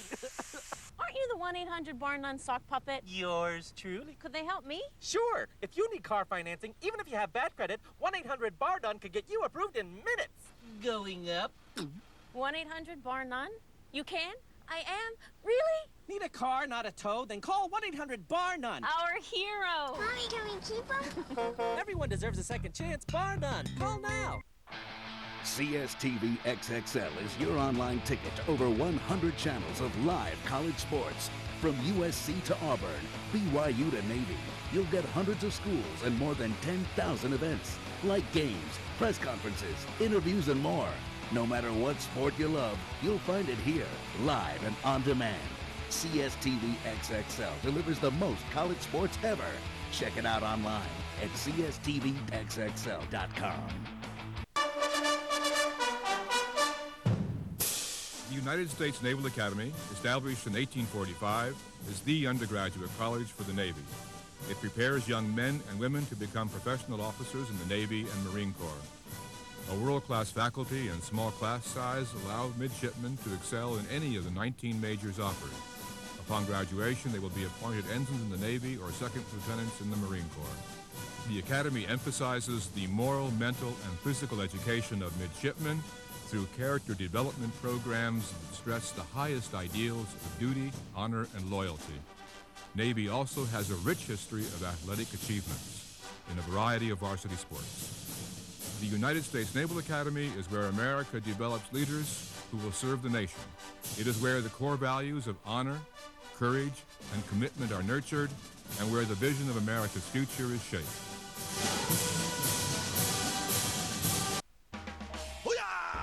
GoDaddy, the world's #1 domain name. Bang bang banana pants with a lazy baby bingo. It's fast, fun, and affordable to get on the internet. Just buy any other hot internet product and your .com is just $1.99. With your very own .com. Any other domain name for just $1.99. This train's coming in. 199.coms at GoDaddy.com. Just go to www.godaddy.com. It's GoDaddy! CSTV Football Nation, Tulsa versus Navy is being brought to you by Aflac. Aflac, ask about it at work. And by EA Sports, NHL 2007, in stores now. And by Nissan. Welcome back inside Navy Marine Corps Memorial Stadium. Navy and Tulsa in a 7-7 deadlock here at the half in Annapolis. Pete Medhurst, Trev Alberts back with you. And Trev, a first half that we had plenty of fireworks. Both teams got yardage up and down the field, but it was finishing drives that really was the problem for both squads. You know what? Mistakes. It was turnovers. The kicking game was poor at times. I think both coaches probably went in at halftime and told their clubs, look, settle down. We're accomplishing what we want to do on the field. I mean, if you're Tulsa, they've had a ton of offensive plays. They've had a lot of big plays offensively. Paul Smith has done a nice job, and Navy's done a pretty good job of running their triple option. Let's take a look at Navy's offensive output in the first half. And here Brian Hampton just does a nice job of getting outside the offensive line and those slot backs crashing down and letting him get outside. Again, nice pitch there. We talked about this run after the, quote, catch of the pitch. Sean White getting into the end zone there. And Paul Smith, I thought, had a very nice first half. The offensive line, for the most part, gave him protection, but what Navy defensively did is they forced Tulsa to throw the short passing game, so they got that short screen going. And here's your little guy, Bug, right here down the field, gets it into the end zone for a touchdown. Nissan shift performance. What has to happen, especially in that second half, for each team to have success? Well, Steve Cragthorpe and Tulsa, I think, especially offensively, they've hurt themselves. They've had big games, but they've got to do a better job of converting on third downs. They have situations where they haven't been manageable third downs. They've only been 2 of 6 so far on third down completions. And then if you're Navy, I mean, they've had wide open passing. Hampton's 4 of 9 for 34 yards, which is sort of a normal passing game for him, but there have been opportunities in the passing game. They've found matchups, one-on-one matchups to the outside, and I think he needs to do a better job of hitting those wide open receivers. That's a Nissan shift performance. 7-7 third quarter coming up on CSTV. No. It's too small. Autoclaustrophobia. It affects more people than you think. But there's hope on the horizon, and it's called the Nissan Versa. Versa provides relief with best-in-class rear seat legroom. Versa keeps you going for over 400 miles on just one tank. Versa will save the world from autoclaustrophobia, one driver at a time. Ask your Nissan dealer if Versa is right for you. Rick Wilcoxon is a real Geico customer, not an actor. So to help tell a story, we hired an actor. Originally, I switched to Geico to save money, but then I was in an accident. Yeah, that's right. I was in an accident. I got on the phone and called Geico. Yeah. Hello. Hey, how's it going? After a few days, I had my repair check. It was fantastic. Yeah, I got the check. Got my car fixed. It's my birthday. Fixed my bumper. New taillights. Geico. Real service, real savings. It's my birthday. Every day, Progressive does something that's, well, progressive. They have this ticker that shows their car insurance rates and their top competitors. Right now on Progressive.com, you can see actual rates that people are getting. Sometimes Progressive is the lowest. Sometimes they're not. Hey, if they're this helpful when you're shopping for car insurance, imagine how they'll be once you're a customer.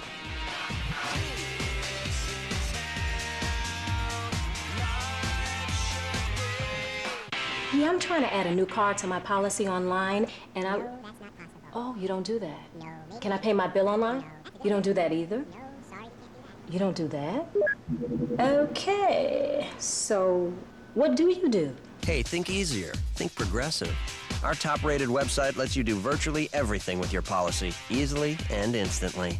Check out Progressive.com.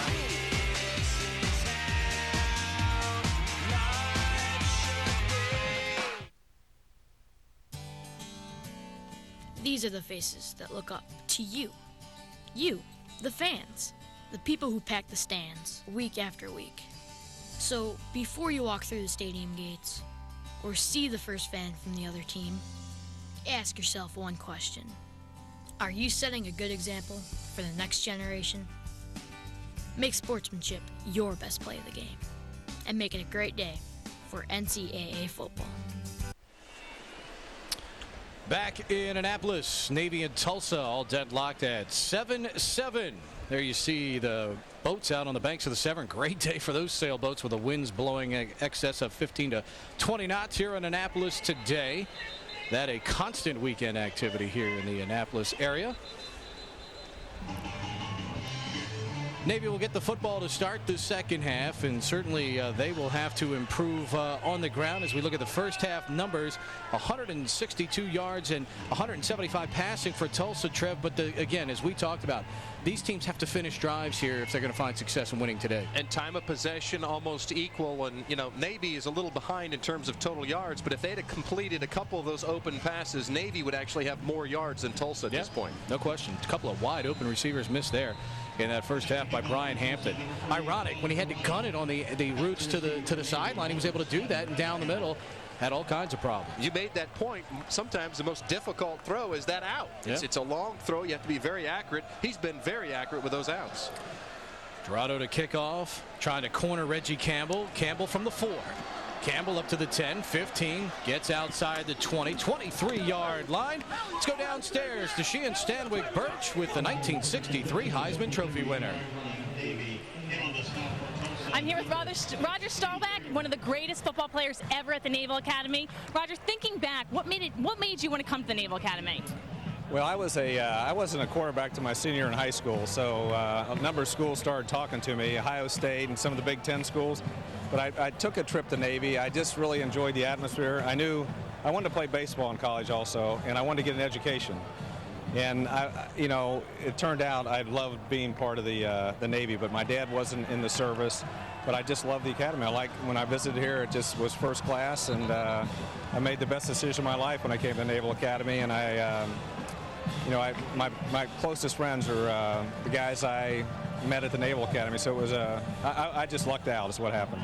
What are your thoughts on Paul Johnson and what he's done here? Paul Johnson is fantastic. He even in the first quarter today, I mean, Tulsa's a big old team out there, and he made adjustments. They were kind of blowing us off the ball a little bit, and he's really a good X and O coach. He understands the players' talents. He puts them in the right position to win, and then it's up to them. And I think he's a fantastic football coach. Well, thank you, and welcome back to the Academy. Thanks. It's great being here. Thank you.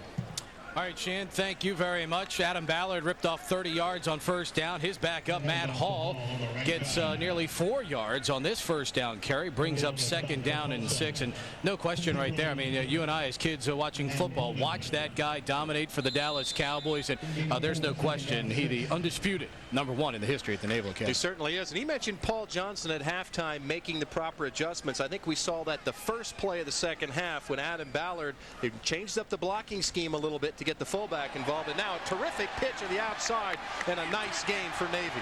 Trey Hines on the carry as Brian Hampton makes the right read. Jason Tomlinson, the wide receiver, leading the way down the sideline. Navy mounting a challenge now at the Tulsa 27, 1st and 10. Brian Hampton does a good job after establishing the fullback early. Little fake to the fullback again. Finds a wide open there. Nice little pitch to the outside. And like the way that Trey Hines runs the football when he gets to the outside. Still running physically when he gets to the outside to get that extra yardage. Talk about in-game adjustments. Navy has outscored their opponents 31-6 in the third quarter this year. Hampton on the run. Cuts it back up the middle. Hampton 15, 10. Roberts brings him down inside the 10, down at the 5-yard line.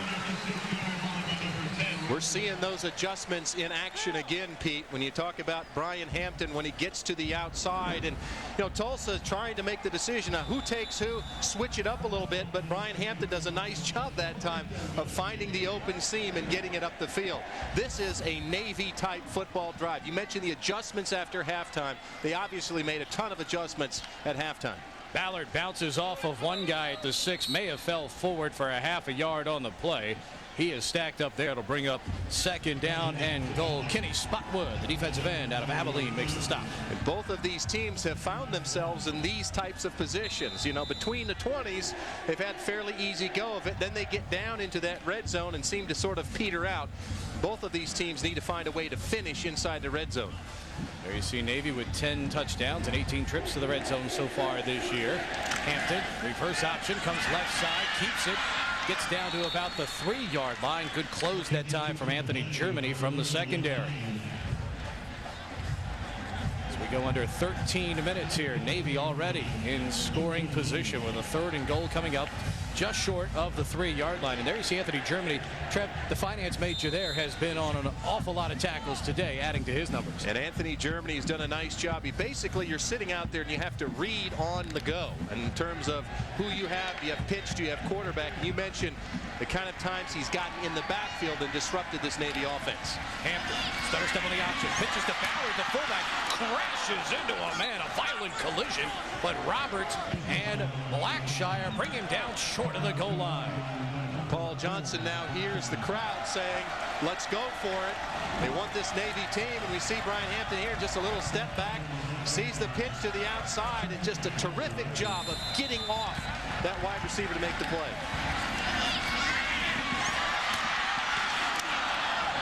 Some wide L's popping down there on the field.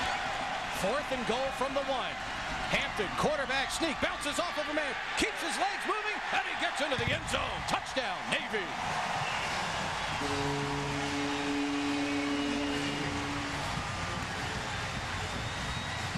Pete, nothing special, simple quarterback right up the middle, but Brian Hampton shows you why he's the quarterback of this team. Probably should have been stopped, almost was stopped 3 different times, kept his feet moving, never quit on the play, and after his 3rd effort, finally found a way to get himself into the end zone. At 11:53, Navy takes the lead. Matt Harmon for the extra point, whistles sound and stop the play.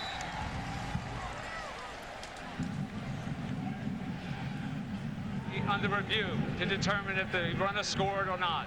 We're going to get our first review of the day. Obviously, the question will be whether Hampton's knee had hit the ground at any point during the course of his lunging for the end zone. And this is good. I like instant replay. I think it's important. I think everybody in college football agrees, Pete, that we want to get the call right. I think it's interesting, though, when instant replay was instituted, a lot of the arguments were that we wanted to get the human element out of the game, meaning you're asking officials, these are athletes that are awfully good. They run fast, very difficult to make split-second decisions. And I always argued that by going up to the replay booth, you still have another element of, human interaction. At some point, a human still is going to make the call whether or not he crossed the goal line. And this is a really difficult play because your quarterback's down there around the goal line. I suppose you could say, is his forward progress stopped? Did the whistle blow? Yeah, we want to see if his knee's down, but you're basically in a scrum situation down there. And that watching all those replays right there, as you see our referee today at a Conference USA, Edward Kears, standing by the replay babysitter, Mike Outhouse down there. Is really no indisputable evidence there to overturn the play. And it was quick, so I think you're going to see the touchdown stand. After review, the ruling on the field has been confirmed. Touchdown. I like that everybody has that standard vocabulary. The ruling on the field has been confirmed. We were right, guys. Is called right. Give the officials a tip of the cap, getting that one right. Every review in the first 3 games that folks have seen on CSTV here with Navy this year, every review so far, the officials have been right on the money. So now Matt Harmon will try the extra point all over again. Brian puts it down. Kick is on the way, and the kick is good. 11 minutes and 53 seconds to go, 3rd quarter. Navy draws first blood in the second half. Mids 14, Tulsa 7 on CSTV. The last sound you hear before you step on the field. Click, clack.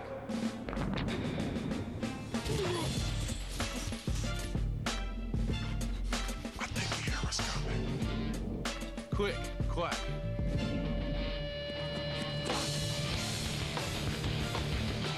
Click, clack. Click, clack. I think the era's coming. Throughout Football Nation, there are various regional languages. For instance, if you live here, you don't say hello, you say Roll Tide. But just 2 hours east, you say War Eagle. In this region, words are not even necessary, as one may do this. And if you live here, you show pleasure by doing this or this. If only everyone in Football Nation could learn to appreciate this universal sign, the world would be a better place. Football is a way of life. Live it with CSTV. Wouldn't it be great to hear exactly what you want on radio? Then say yes to over 130 channels of Sirius satellite radio. Say yes to 100% commercial-free music from rock to pop, hip-hop to country. Yes to 2 channels of Howard Stern 24/7 to every NFL game, the NBA, college sports, and NASCAR in 2007. Yes to comedy, news, talk, and more. To a subscription for just $12.95 a month and radio starting at $49.99. Say no to limited choices and interruptions. Say yes to Sirius Satellite Radio, the best radio on radio. Third quarter success, certainly no surprise for Navy. Trev, statistician Kristen Strassmeyer pointing out that Navy has scored on the first drive of the second half and 12 times in their last 15 games. You know, an interesting chess match taking place here. Paul Johnson there on the left and Steve Cragthorpe. Remember, in the first half, Navy went down, scored, and Tulsa responded and made it 7-7. Very important here now in the second half. Navy made the offensive adjustments at halftime, went right down the field and scored. What happens now with Tulsa? Do they make the necessary adjustments and answer the score of Navy just like they did in that first half? Matt Harmon will kick off for the Midshipmen. Two of the most successful head coaches over the last couple of seasons in college football. Johnson and Moss back deep for the Golden Hurricane. Harmon toes the ball high, short kick. Moss at the 8. To the 20. Tries to get outside, taken down at the 25-yard line. Getting down on special teams were Sean King, Clay Carter for the Midshipmen, along with Zerbin Singleton. A flag down at the 40-yard line. You know, Pete, that last drive was Navy football. You get 8 plays, you go 77 yards, and you take 3 minutes off the clock. And they mixed in a little bit of everything. Remember Personal the first foul. play. Unnecessary roughness. Number 44 on the kicking team. 15 yards from the end of the run. First down, Tulsa. Now, Tulsa will get excellent field goal position when they tack on an extra 15 yards. But remember that series. The first play they give to the fullback, and they have a huge play down the field. They established a fullback, which then allowed Brian to get up and run the ball, and then they're on the pitch. So they run the full complement of that triple option offense. Critical to point out that the referee pointed the wrong way on the penalty initially. The call will go against Karatapian for Tulsa instead. Originally he had pointed it against Navy, so Tulsa will be backed up 15 yards here. And that's a significant difference, as the ball, instead of being up near the 39, Tulsa starts at the 12-yard line. Wonder if they're going to say 2-minute warning here anytime soon again. We have to look that up. Steve Cragthorpe's wondering, what did the guy do? And obviously not happy with the response he got. Smith out of the gun. Puts Johnson in motion. Dials is his only setback. Flags, or whistles at least, and a flag down. Prior to the snap, full start. Number 78, offense. 5-yard penalty, remains first down. Jeff Parrott for the illegal procedure. And Trev, this is not what Steve Cragthorpe was hoping for. Poor field position and then a penalty on top of that. We talked about responding to that Navy drive, and now Tulsa finds itself at first and about 15, backed up deep. And certainly when you have a playbook, you have a veteran quarterback, you still feel comfortable making plays, but you still have to be a little bit more conservative down here. It's a close ball game. Turnovers ultimately will probably decide this game. First and 15 from the 8-yard line. Smith back to throw. Has plenty of time. Rolls out to his left, throws underneath, and it's caught by Taylor. He'll be marked down at the 12-yard line. Miles on the stop, a gain of 4. It'll bring up second down and about 10. Take a look here. Paul Smith, as he goes back to pass, has plenty of time, gets a little bit of pressure at the end and makes a nice throw to Dexter Taylor. I think the interesting thing here, Pete, is does Paul Smith remain patient? You can see what Navy's doing on defense. They're keeping everybody back. They're making them go to the short passing game. It's going to be long, methodical, drawn out drives for this Tulsa offense. We'll see if Paul doesn't get frustrated. Second down and 10 coming up from the 13-yard line. Smith fakes one way, bug on the screen inside, gets out of a Mahoney tackle, stays on his feet, pulled down from behind by Tyler Tidwell at the 20-yard line. It'll bring up third down and a little more than 2. We talked about adjustments. That play worked in the first half. That time Navy and Buddy Green do a nice job. David Mahoney might have missed that a little bit early, but he forces the play back inside, does his job, allows the rest of his teammates to get in there and make the play. Nice play by David Mahoney. So third down coming up from the 20. They need to advance it just across the 22, just short of the 23 for a first down. 12 of 17 on the day for Smith for a $187. But unlike last week where he had 2 interceptions, he's yet to turn it over today. Smith on the rollout has Johnson. He's got a first down. Miles on the stop up at the 28-yard line. 1st and 10 for the Golden Hurricane.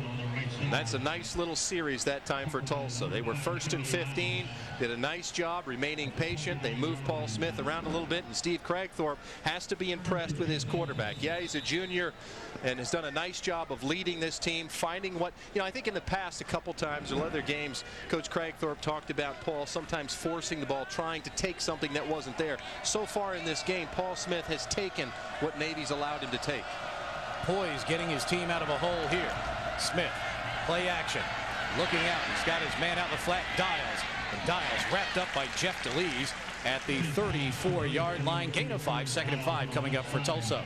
And so far, Navy doing a nice job. There's been a lot of occasions where running backs, wide receivers, tight ends in the open field, man-to-man, and Navy is making the tackle. Jeff DeLees does a nice job that time of wrapping up. Sure, 5-yard gain, but so many times you get out in space like that, a 5-yard gain turns into a 20-yard gain with a missed tackle. Navy on the defensive side of the football has made an adjustment. They have gone to 5 defensive backs, adding DeLees. In this window, they've gone to a 3-3-5 of sorts themselves here with 8.5 to go.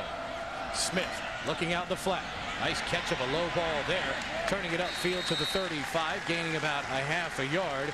Will be Colby Jackson. It'll bring up 3rd down, and that's really the first schematic adjustment we've seen from Navy here, going to a 3-3-5 themselves. Well, because I think the adjustments because all of the passes have been to the perimeter, just like this here. Paul Smith, quick passing, so you're going to get another DB. You're going to get out there and try to defend the boundary. So if I'm Tulsa, with all of their formations and the different shifts that they do, don't be surprised if you don't see that 2 tight end personnel I-back formation. See if they can test that front 5, front 6 there, 7 of that Navy defense. They need the 39 for a first down.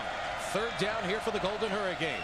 Smith pumps, throws, and it's caught by Moss in between 2 defenders. What a throw by Paul Smith. First down, Tulsa at the Navy 48. And that's just a great throw that time by Paul Smith. You mentioned it, Pete. The offensive line gave him just enough time and kind of had to work it in there. See, as he goes back to pass here, knows where he wants to go with the football and throws it right. It's actually double coverage that time, but just a nice throw, and Moss comes down with a huge first down for Tulsa. Idris Moss had a big gainer earlier in the contest, coming up with a nice catch in traffic there from that guy, Paul Smith. Put that one right on the money. There goes split backs behind him. The handoff on first down to Nail. Junior out of Glenpool, Oklahoma, gains a couple down to the 44. It'll be 2nd down and 6. I've watched Navy over the years, Pete, and I think the biggest change on this team, they always had an offense. I think the biggest change is they're actually pretty stinking good against stopping the run. Yep. I mean, so far this year, they've given up about 86 yards a game on the ground, and this Tulsa team with that big offensive line, frankly, I thought they'd come in here and just try to steamroll this defensive front 7 of Tulsa, or of Navy, and that hasn't happened. Actually, Tulsa finds themselves throwing the football repeatedly. Draw play, Taneo finds room left side, tripped up by Clint Sovey. He goes down just inside the 39. It'll be short of the first down. 3rd down and 1 coming up. And there's the defensive improvement for the guys in blue and gold. We talked about that rushing defense, 150 yards on the ground last year. And so when you give up 150 yards rushing, basically you're allowing the offense to dictate to you anything they want to do. They can run the football, then they play action pass. You find yourself defensively on your heels the entire game. Now, shutting teams down to about 86 yards rushing a game. Now you can be aggressive and take it to the offense. Navy now going to try and stop them on short here. 3rd down and 1. Here's the give to Nail straight ahead. He'll have the first down just inside the 35-yard line, down to the 34. Ty Adams and Sovey at the bottom of the pile, but not before Tulsa has another first down. And that's the offensive line that time. Big Jeff Parrott loses his helmet that time. Jeff Bryant, the center, does a nice job of just pushing that pile enough to get the first down for Tulsa. We talked about responding. We talked about coming back. Here's that offensive line. Could they establish a line of scrimmage? Push them back just enough. There's big 60 Jeff Bryant. Very important and a very impressive series series and drive here for Tulsa in the second half. Matt Wimsatt in at linebacker for Navy here as Tyler Tidwell is out. Smith on first down, throws, has the man underneath Moss down at the 21-yard line. Miles on the stop, 1st and 10 for the Golden Hurricane. You know, we've talked about decision-making at the quarterback position, both for Brian Hampton, but how impressive has Paul Smith been today? Rolling out, sitting back in the pocket, running the option at times. I mean, look here, a little play action. They get him to the outside. Look at the strike he throws on the run across his body when the receiver's coming back to him. That's a difficult throw to make. And the poise of this drive, which started with a penalty that had him 1st and 15 at their own 8-yard line. Smith gives Tanea up the middle, runs to a Sobey tackle, but Caldwell wraps him up down at the 19. That's the difference with this Navy defense. You know, in the past where a guy, the first time he'd be touched, the first contact it would be 4 or 5 yards down the line of scrimmage. Now, I mean, Sobey doesn't make the tackle, but he's hit behind the line of scrimmage and ultimately gains about 1.5 yards. That's the difference with this Navy front seven. Tattersall in at right end, giving Ty Adams a spell. Tidwell is back after getting his helmet fixed. There you see the Navy D trying to get the brigade of midshipmen into the ball game and make some noise here. Tulsa threatening, 2nd down, just inside the 19. Motion to the bottom of the screen. Play action. Smith has a lot of room to run if he chooses to. Throws it to Dials on the run, and Dials will have a 1st and goal down at the 8-yard line as Caldwell wraps him up at the ankles. As Tulsa now 1st and goal at the 8. So much of playing quarterback is just having a feel for the game, and I think what you see with Paul Smith is a feel for the game. Really nothing there. Intends to run it right here, then sees that Dials is open and that he'll get a better gain than Paul would have gotten, has the presence of mind to simply dump it off to him, and a very impressive drive by Tulsa and Paul Smith. And we've seen Smith do that a couple of times today, make uncharacteristic throws on the run. He shuffled one forward earlier for a gain. 1st and goal at the 8. Dial straight ahead, racked up. David Mahoney crashing down from the outside. Chan plugging the hole in the middle, along with Tattersall at the bottom of the pile to bring up 2nd and goal. 2nd and goal at the 7.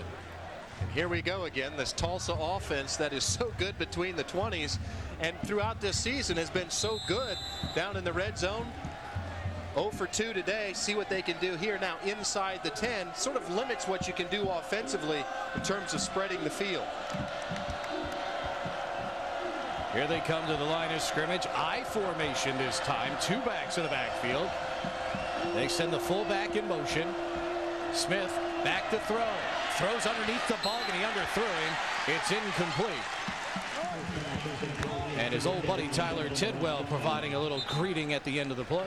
Well, I love what Buddy Green is doing on defense. You know, not sitting back here. It seems like what he's doing is between the 20s, he's not allowing the big play. He's allowing Tulsa to nickel and dime him down the field. And then when they get down inside the red zone, they're being very aggressive. They come with a blitz that time. Tyler Tidwell's not picked up. And you mentioned it, gets a nice shot on his old buddy Paul Smith. So to bring up 3rd down and goal, the ball at the 7-yard line. There you see the Navy coaching staff. Paul Johnson trying to get the brigade to make some noise here, make it difficult for the visitors. Both teams now 5 of 9 on 3rd down in the contest. Johnson in motion across the formation. They fake the screen. They throw underneath. Then the tight end with a great job. Curtis dives over a man and gets into the end zone for a touchdown. Well conceived play by the Golden Hurricane. Terrific play, executed to perfection. What you do there at quarterback, you have your quarterback go back and you simply pump fake. You throw that running back out of the backfield, and when Curtis sat in there to block, you see it right here. Paul Smith goes back, little pump fake to the running back right there, and then Curtis, who was in blocking, simply releases and voids the area where those linebackers were who had went to pick up the running back out in the flat. Nice job and a nice response to that Navy drive. Their own methodical, time-consuming drive to respond to Navy. And the extra point is up and right down the middle. Tulsa with an 8.5-minute drive goes down the field, ties it up here. 3:17 to go in the 3rd. Navy 14, Tulsa 14 on CSTV. Good. Right there. That's good, Kevin. Coach Johnson enjoys wearing 2 hats, but it's a tight-knit community where most folks wear a couple of different hats, especially those who get involved.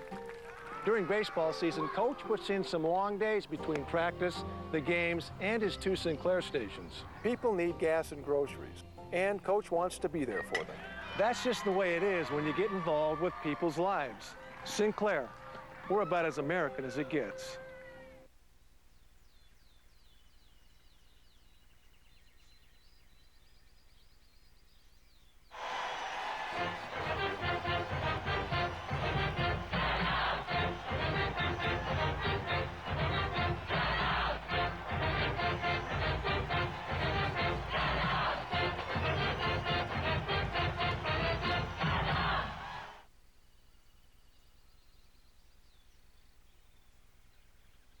Lasting 4 hours or more, consult your doctor. Did he just say 4 hours?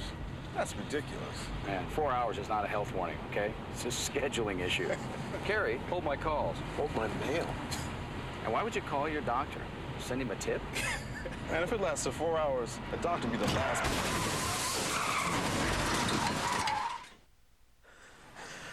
Holy.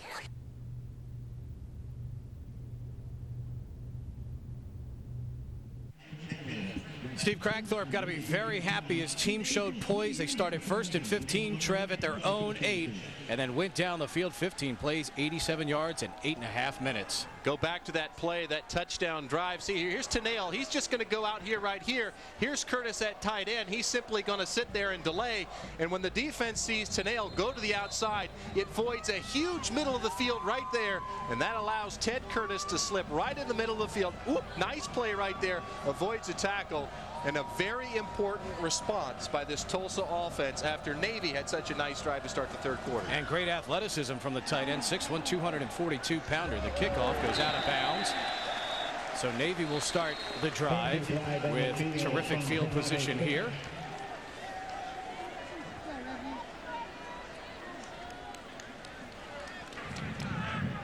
Free kick out of bounds. Number 48 on the kicking team. Navy has elected to take the ball at the 35-yard line. First down.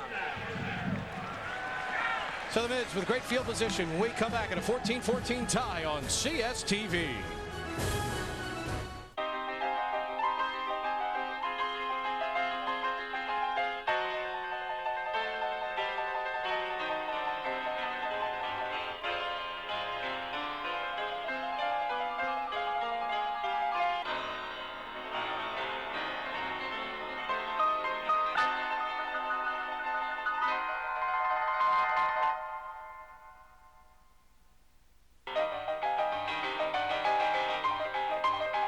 Energizer E-squared lithium batteries let you take up to 630 photos in digital cameras versus up to just 90 with leading ordinary alkaline batteries. Energizer E-squared lithium keeps going. Some people think it's just a game, but to thousands of others it means more, much more. So this fall, CSTV is sending a few diehard fans on the road for the trip of a lifetime. On Mission Southeastern College Football. These fans will travel more than 8,000 miles and catch 17 games while witnessing everything that makes college football in the South so unique. Follow their mission all season long, on air and online at missionsecfootball.com. Bam here, gonna show you how Right Guard Extreme Power Stripe works. This team represents odor. This team represents the power stripe. Only Right Guard Extreme has the power strength. It chops odor like a bad habit. Get Extreme! Get Right Guard! Tulsa and Navy in a 14-14 tie. Not much action from the brigade after Tulsa's 8.5-minute drive. Fans get a complete wrap-up of all the action throughout the world of SEC football tonight, 8:30 Eastern on SEC Football Nation on CSTV. Our crew of experts, joined by former Kentucky standout Tim Couch, look back on the day and offers up the latest news, stats, and highlights from the entire slate of SEC games today at 8:30 here on CSTV. First and 10 Navy after the kickoff went out of bounds, 35-yard line to start.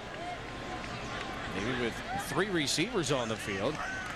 Hampton, reverse pivot option, running left, and he is upended. Nice play at the bottom of the pile. Robert Latou, again, the defensive end at a Fort Worth, Texas, and Fossil Ridge High. Robert Latou has had a nice ball game today, just sitting there in that 5 technique, reading the quarterback all the way. And Brian Hampton really had nowhere to go with the football that time, decided to eat it. It's now 2nd and 10. And for the fans who don't watch football all the time, give them a brief explanation of that 5 technique here. Well, 5 technique is when that defensive end is just outside the offensive tackle. A 3 technique would be just outside the offensive guard. Hampton trying to cut it back against the grain. Needs a block to get outside. Makes something out of nothing there. Tulsa had the original play well snuffed out, but Hampton's athletic ability makes a positive play there. 3rd down and 2 coming up. And so many times an athletic quarterback gives you trouble because you've seen the option all day, and when you see him go down the line of scrimmage, you know, the defense runs down the line of scrimmage, tries to pursue, so sometimes that cutback run back across the gain is a huge gainer, as it was that time. Hampton averaging 5.5. He was only averaging 3.7 coming in. Here's the hand to Ballard up the middle, and he's going to be short of the 1st down. Needed the 45, and he's a couple inches short. Paul Johnson has been known to go for it with worse field position than this. We'll see what he does here on 4th and short. He needs the 45. He's going for it. Coach Johnson, I think he just likes to be on offense. You know, he likes to call the plays. He doesn't want to sit and watch his defense for another series. So we'll go for it on 4th and short.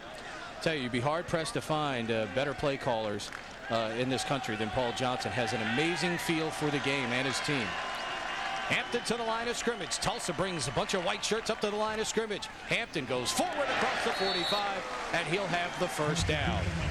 You know, and part of that, Pete, is just a mentality. I mean, you saw on the screen there, they're 4 for 4 on the season, 1 for 1 today on 4th down conversions. And if you're a player and you just understand that when it's 4th and short, we're going to go for it and we have to get the 1st down. I think sometimes coaches, and I think they need to continue doing that, because you give confidence to your team when they know that you think that they can go ahead and get that 4th down. 1st and 10 from the 46-yard line. Hampton on the option, cuts it upfield, gets up near the 48-yard line, and Spotwood again coming down the line to make the stop.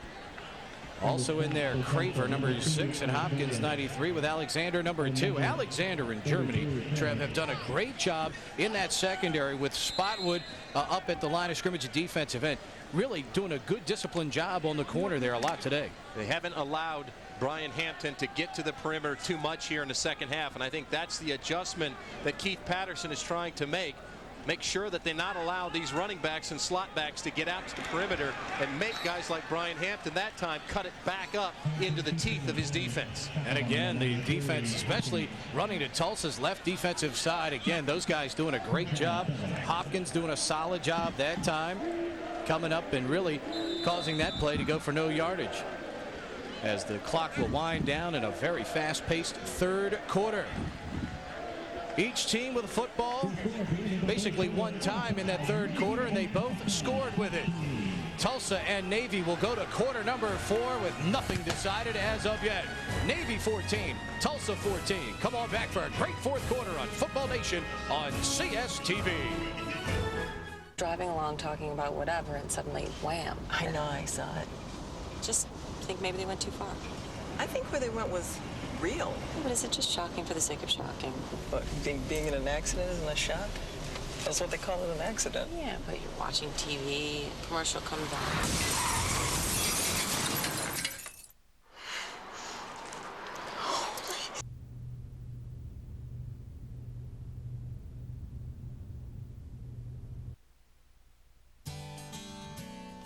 These are the faces that look up to you. You, the fans. The people who pack the stands week after week. So before you walk through the stadium gates or see the first fan from the other team, ask yourself one question. Are you setting a good example for the next generation? Make sportsmanship your best play of the game and make it a great day for NCAA football.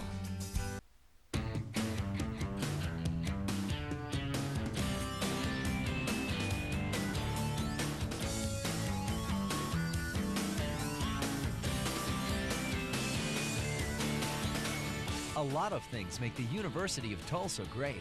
Motivated students, a faculty that inspires, a beautiful residential campus. But it's the value of our private education that makes us truly unique. Come check us out. We're the University of Tulsa. Before I started college courses, I charted these courses. See, we're on course, on track. Before I got my electronics business underway, I got these underway. Bridge, this is main control. The Navy got me the money I need for college. And gave me an accelerated course to my business. Before I start my own practice out there, I'll get the practice I need here in the Navy. Navy, accelerate your life. Drama to start the fourth quarter here for Navy. They've got a third down at their own 49. They need the Tulsa 44 in a 14-14 deadlock here in Annapolis. Ballard bounces off one man, trying to get outside, not going to do it. Craver in the open field makes a super stop against the Navy fullback there. Tulsa's defense has adjusted. I think they're playing with a renewed sense of energy, getting to the outside, not allowing Navy to get the ball to their slot man or the pitch man when they get to the outside, keeping everything between the hashes and making the fullback and making the quarterback turn everything upside. We're talking about this Tulsa defense. Nick Bunning, who I talked about earlier, being all over the field, already with 8 tackles, a tackle for a loss, and a sack. These linebackers of Tulsa very active. Nelson Coleman also with 6 tackles. Mateta with his third punt of the day. Moss is going to let it hit the ground, pick it up on the bounce, and Reggie Campbell down on special teams along with number 51, Anthony Piccioni, making the big hit for Navy. So Moss commits the sin of letting it hit the ground, but his quarterback ready to go back to work. And last drive, Trev, he was outstanding. He really was, and got that short passing game involved. And there's Ryan Bugg right there. But really, that's what the Navy defense was allowing, keeping everything in front of them. And Paul Smith didn't get frustrated, remained patient, sat in the pocket, found open wide receivers, and methodically drove his team down the field. And you mentioned it earlier, 8 minutes time of possession, and you see his numbers: 19 of 25, 250 yards, 2 touchdowns. It's nearly a flawless game for Paul Smith. Derek Taylor trying to get the perimeter. Jeremy Miles, the freshman, coming up to make the stop at the line of scrimmage. It'll bring up 2nd down and 10 for the Golden Hurricane. And Jeremy Miles, you can just tell the way he plays football. That's a difference maker. I mean, when you look at a team, generally there will be 2 or 3 difference makers on the field, and you see Jeremy Miles shot out of a cannon, gets all the way across the field and makes a great play, forcing 2nd and 10. The young man's a freshman, 6'2", 190 pounds at the safety position. There you see Buddy Green, the defensive coordinator, just beaming about him when I had a chance to talk with him this week. 2nd down long. Smith back to throw. Steps up in the pocket, throws it out, and underthrows Dials out in the flat. It'll bring up 3rd down and 10. Buddy Green is continuing to bring some pressure. That time Jeff DeLees comes from the outside and really never got a lot of pressure on Paul Smith, but it forced Paul to step up in the pocket and realize he had to get rid of the football, and really threw the football sooner than he really liked. There you see Moss either with a cramp or a hamstring issue. There as he grabbed at the back of his right leg. Key thing there is to see if they either point his toe or start rubbing on that hamstring. If they start rubbing on the hamstring, it might be a hamstring issue. Great player. You would hate to see anyone like that suffer some kind of injury in a tight ball game for his team. Smith barking out the instructions on 3rd and long. Steps up in the pocket, throws across the middle, and throws it behind Bugg. Incomplete. Sovey on the coverage for Navy. It'll bring up 4th down in a punting situation for Tulsa. You know, Tulsa and Paul Smith, I think the last few series, Navy has come with some pressure, and they haven't really hit Paul a lot, but he's felt it. You see there, kind of needlessly rushes up to the line of scrimmage, had plenty of time to throw the ball, should have sat back in the pocket, surveyed the field, but sort of got a little bit jittery. And I think that Navy defense and their blitz package getting just a little pressure has made a difference on Paul Smith, at least that series. Chris Kindred, who went to the Navy prep school, on to punt for the Golden Hurricane. Tomlinson steps up to get the punt at the Tulsa 43. Up the middle, inside the Tulsa 40, down to the 36-yard line. Navy with great field position when we come back. 14-all in the fourth quarter. Football Nation on CSTV. Be great to hear exactly what you want on radio? Then say yes to over 130 channels of Sirius satellite radio. Say yes to 100% commercial-free music from rock to pop, hip-hop to country. Yes to 2 channels of Howard Stern 24/7, to every NFL game, the NBA, college sports, and NASCAR in 2007. Yes to comedy, news, talk, and more. To a subscription for just $12.95 a month, and radio starting at $49.99. Say no to limited choices and interruptions. Say yes to Sirius satellite radio, the best radio on radio. From the fields of glory where Saturday afternoon legends are born, it's time for college football. And now you can bring that passion home with Fathead. Easy to put up, easy to move. Fathead will stick with you all season long. But you can't buy them in stores. There's only one place to get them. Fathead.com. Officially licensed by the Collegiate Licensing Company, NASCAR, the NBA, the NFL, and Players Inc. Find all your favorite players and teams. Call or go to Fathead.com and show them your Fathead. Hey, you want to see something cool? Now you can hang out with an NFL quarterback with Fathead, a larger-than-life wall graphic. Fathead brings NFL action right into your home or office. Fathead is huge. The coolest thing is, you put it on the wall, you don't like it there, peel it off, put it on another wall. Visit Fathead.com for your officially licensed Fathead teams and players. Call to get a fat head. Fathead is for true NFL fanatics only. Take those posters off the wall and put on Fathead. Hello, people in TV land, get a Fathead. There you see the flag for Fourth Company here at the Naval Academy. We marched in with them this afternoon, had a camera marching in with the March on a Midshipman, 4,000 strong here at the Naval Academy. On first down, Hampton gives to Ballard. Ballard plunges ahead inside the 39. A gain of a little more than 2. It'll bring up second down and 7. In a tight ball game, field position, so important. And talking to the Tulsa coaches, they were a little bit concerned. You know, once Navy crosses about the 40-yard line, it's 4-down territory. Right. I mean, they're going to go for it on fourth down. So very interesting with this field position now, and Navy in a terrific position. And here's Hampton on the option. Pitch is Shun White, right side. White gets a first down near the 21-yard line. Brought down on the play by Nelson Coleman, the junior out of Dallas, but not before Shun White gets another Navy first down. And Shun White's had a nice ball game today. He's done a great job of running, but you have to consider the blocking downfield. Once again, Reggie Campbell, number 7, great block on the outside that time on Nick Bunting. And, you know, Reggie Campbell's really been a star on this team. Hasn't had a lot of carries today, but helping this team in other ways, blocking downfield. Here's Hampton giving off to Ballard, up the middle, down near the 16-yard line, and it's a gain of close to 5 on first down. But it goes back, Trev, to the unselfish nature that Paul Johnson talks about. While Campbell has had limited touches today, he's also doing those little things, though, helping his team be successful. That's how you're right, Pete, that's how the offense is successful. Where Tulsa's had 14 different guys catch a pass, sort of in a similar way, Navy can do that offensively. Shun White having a big game today rather than Reggie Campbell in the past. Hampton keeps it himself, pulls forward maybe a yard to the 15. It'll bring up third down and 4. Kedrick Alexander again up from the secondary.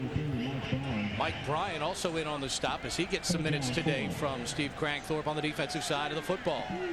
I think it's important to note, too, now with 11:20 left in the fourth quarter, this is about the time where all of those hits start to take a toll on your defense. Tulsa's played very well. They've hung in there against the run. Be interesting to see the rest of the way how they hold up. And there's the star linebacker Nick Bunting not on the field right now. Big third down play coming up. Flags down. And we'll see what happens on the call. Prior to the snap, false start. Number 7, offense. 5-yard penalty, remains third down. Paul Johnson's out on the field trying to get an answer as to what he did. Reggie Campbell told his coach, I didn't do anything. There you see Paul Johnson with his regular Saturday afternoon scowl. Just at the top of the screen right here, and unless they call. He stepped backwards, so he certainly wasn't going forward. You know, I think officials sometimes are confused by this offense. Let's face it, they don't see it a lot. Yeah. I mean, you got slot backs doing things. It almost looks like arena football if you're not careful. And these officials, I mean, they might be as confused as the next guy. Hampton on the option on third down. Doesn't pitch, goes down, loss of yardage. Bobby Blackshire, the senior out of Tulsa, Oklahoma, comes up to make the stop. We'll see if Paul Johnson goes for it or elects to go field goal here, as it's at the 22-yard line, and it will be a field goal as Matt Harmon trots on. Been impressed, you know, Pete, you've pointed out, and I think rightfully so, the ability of these rovers, bandits, strong safeties, whatever you call them, of Tulsa, and the ability they've had to fill. Guys like Bobby Blackshear and Kedrick Alexander, Anthony Germany, all done a nice job today of filling on the option. Matt Harmon just inside a 40-yard kick, puts it up, and the kick is good. Matt Harmon, who missed earlier, comes through here for Navy with a 40-yarder at 9:57. Mids by 3. Football Nation on CSTV. 4 hours or more, consult your doctor. Did he just say 4 hours? That's ridiculous. Man, 4 hours is not a health warning, okay? It's a scheduling issue. Carrie, hold my calls. Hold my mail. And why would you call your doctor? Send him a tip?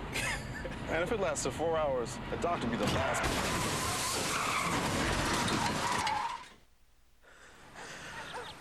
Holy.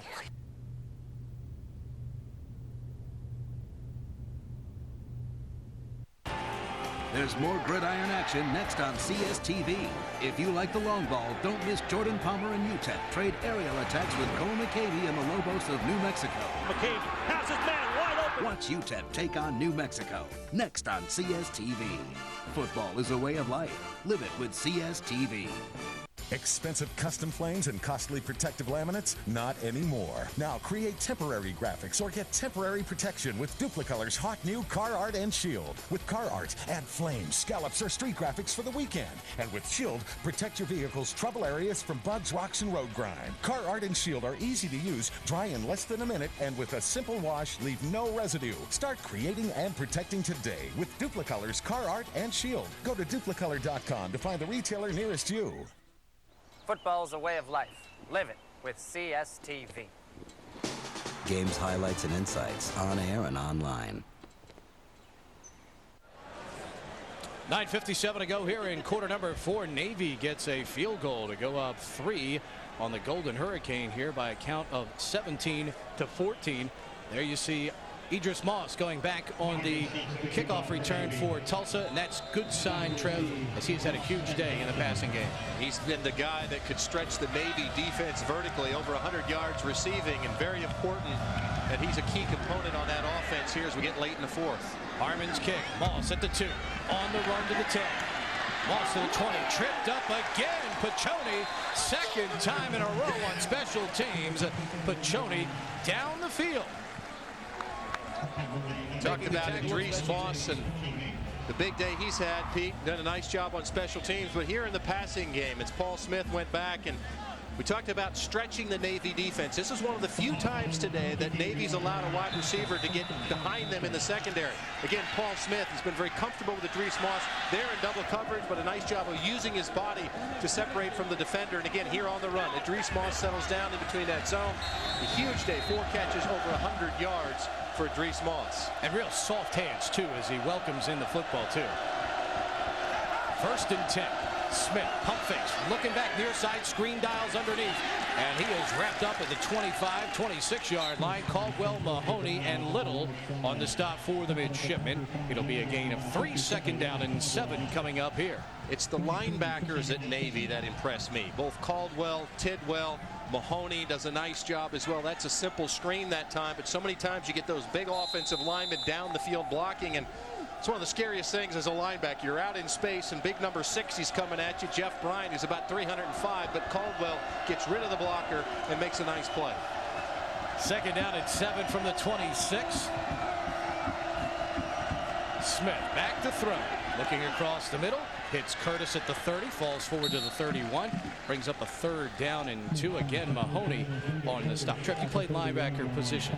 You see these guys from Navy. Granted, they're all almost undersized, it seems, but have you seen 4 guys as a unit who get such maximum ability out of what they have on the field? Well, they're obviously overachievers, and I think sometimes we make the mistake of calling these kids overachievers. And I mean, there are good football players on this field, and Caldwell can play a lot of different places, and Tyler Tidwell could play a lot of different places than Navy. The thing that separates them is the second effort. It's a never giving up, and obviously that's an attitude instilled here at the Naval Academy. Dials on a 3rd down carry, big hole up the middle, dials into the secondary, carrying Jeremy McGowan across the 45 down to the 43-yard line. 1st down, Tulsa. You're Steve Cragthorpe. You're saying to yourself now, with 7 minutes left, we're down 3. We need a nice, long, methodical drive, and it's good blocking up front. John Hemisteries does a nice job there of sealing it off, and Brandon Dials, just enough vision, just enough speed, just enough juke ability right there to break a tackle, use the official as a stiff arm the umpire, get him out of the way, and get down for a nice gain. And Steve Cragthorpe, and interesting, this offense has thrown an awful lot, a little bit unbalanced in the passing game, now going back to that running game, and here goes Dials again. Up the middle. It's Tennell, rather. Tennell down to the 15, inside to the 14. He'll have another Tulsa first down. That's what we've talked about, these running backs and their differing styles and the changeup of pace. Tennell comes in a little bit smaller, a little bit shiftier, probably with a little bit more speed. It's just that simple zone read, inside handoff. And as we've talked about in the past, Navy had done a great job through 3.5 quarters of making tackles, wrapping up using proper fundamentals and techniques. And that time there were 4 different Naval players that couldn't make the tackle until the end there. Jeff Bryant with another good block, almost like a trap block on the play, but he's the center. Here's Smith, gives Tennell again. Tennell wrapped up by Clint Sovey, down at the 12, maybe the 11. It'll bring up 2nd down and 7. Interesting, this drive here, hasn't it been, Pete? I mean, for 3.5 quarters, we've seen Paul Smith in the short passing game, methodical. We've seen Navy rush 3, drop 8. And here in this drive, it seems like Charlie Stubbs, the offensive coordinator, says, okay, let's go ahead and use our size. Let's control this clock a little bit. It's 6:40 left. They're already down at the 12. They may be running down here too quickly. Yeah, and we mentioned that earlier with Navy making that adjustment to a 3-3-5 type alignment. Tulsa now going to the run. Smith back to throw, looking to screen it out, throws it underneath, and Bug can't handle it. Tidwell with the pressure on Smith in the backfield. Tidwell gives a little wink to Paul Smith and says, here I come, buddy. But that's just one of those little slip receiver screens, and sometimes you see him come in there. The offensive line actually is taught to let him go, let all the pressure come to the quarterback. But sometimes when you let the pressure go that quickly, Paul simply didn't have a chance to even set his feet and get rid of the football. And Tyler gets a nice little shot again. That's at least 2 today he's got on his old high school buddy. Played on the same high school team for Paul's father. Brings up 3rd down and 7. This is where Tulsa has been challenged today, trying to finish off drives.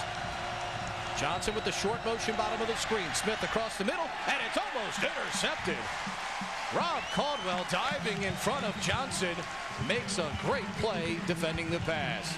You know, it's pretty difficult to judge a quarterback and point out anything. The only thing I would say about Paul Smith is he has a tendency to lock on his wide receivers. And that time, you know, here's his eyes here as he goes back to pass.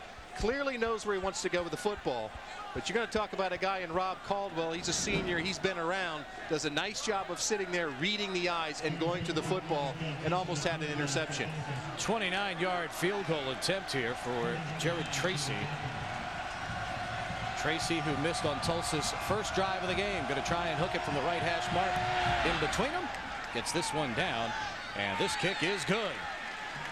So Tulsa answers the Navy field goal with a field goal of their own. 6 minutes, 13 seconds to go in quarter number 4. Navy 17, Tulsa 17 on CSTV.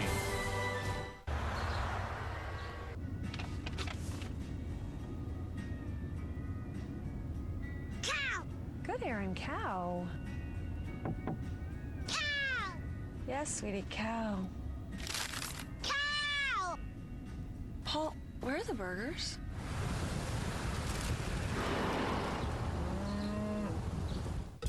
Register at MillionNuggets.com for a chance to win one of 15,000 free Chick-fil-A nugget trays.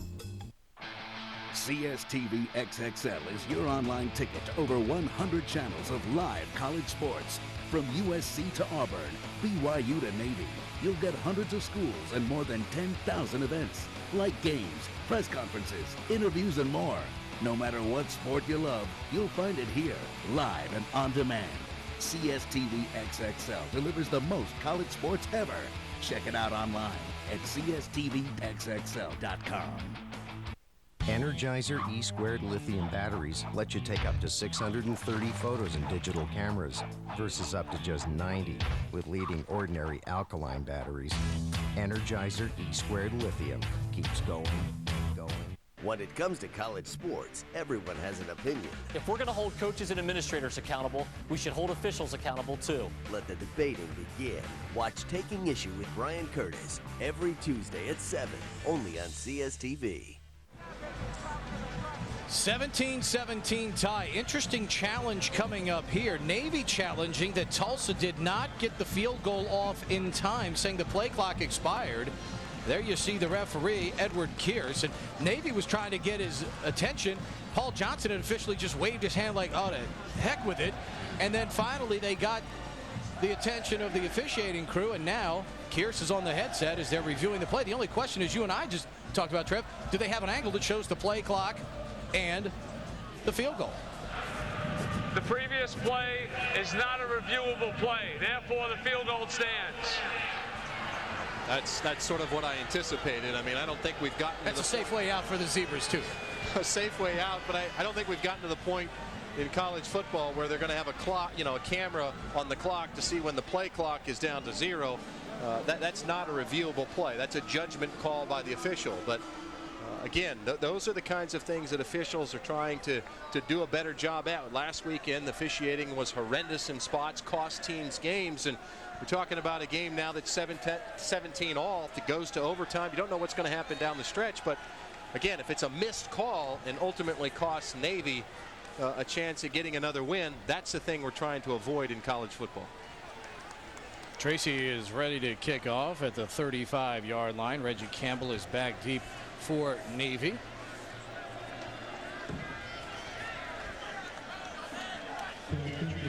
.6:13 remaining.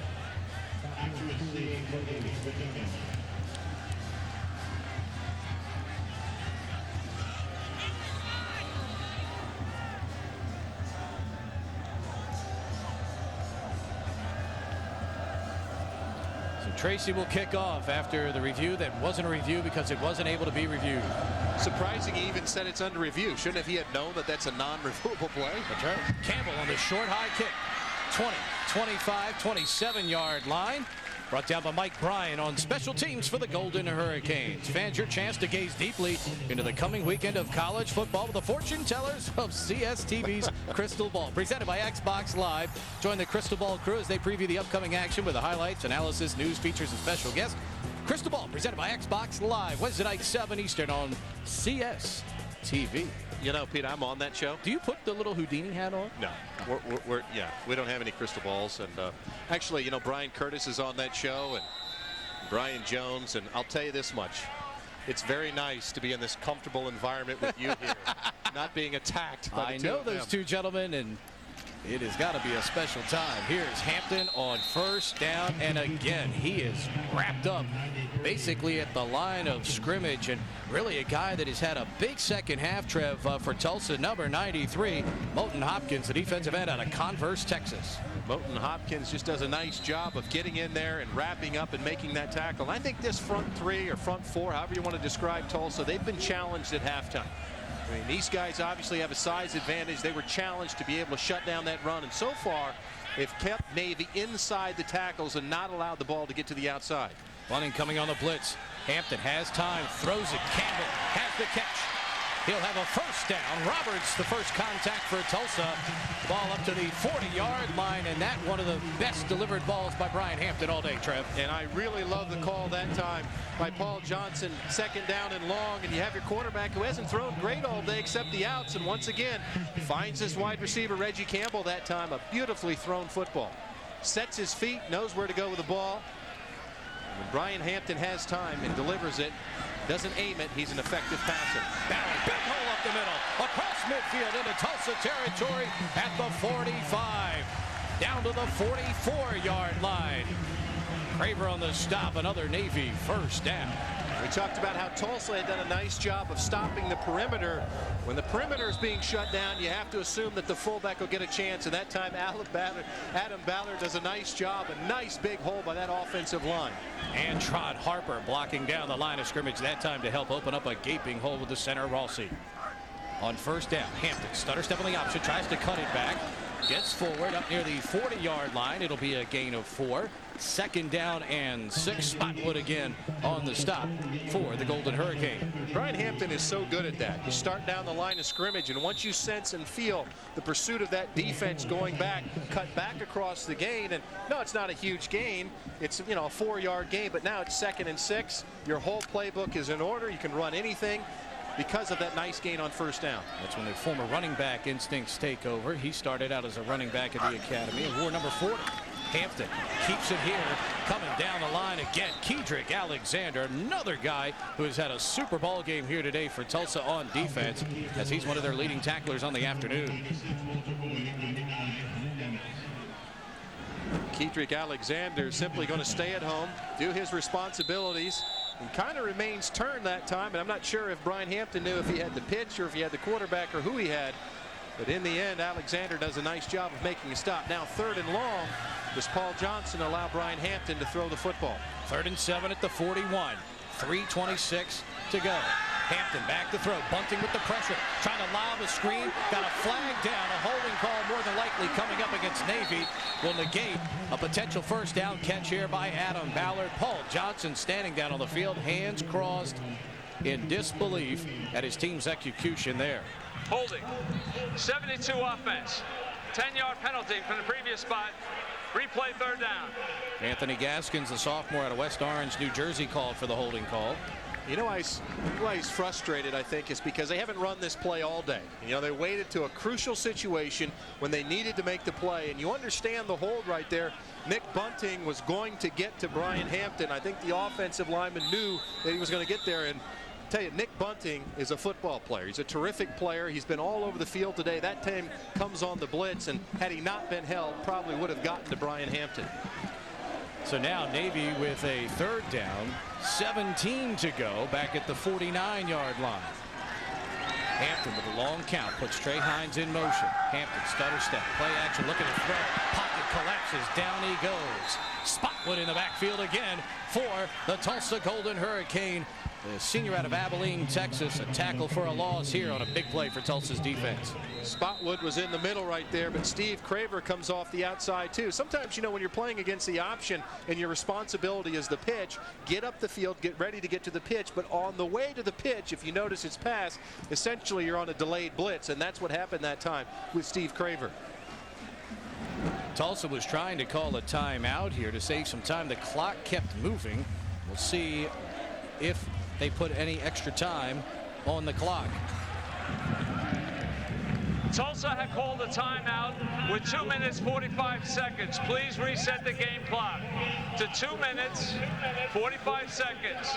Tulsa will be charged their first charge timeout. 12 seconds.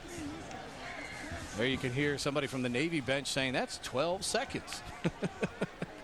Their math is good. It is. Give them that.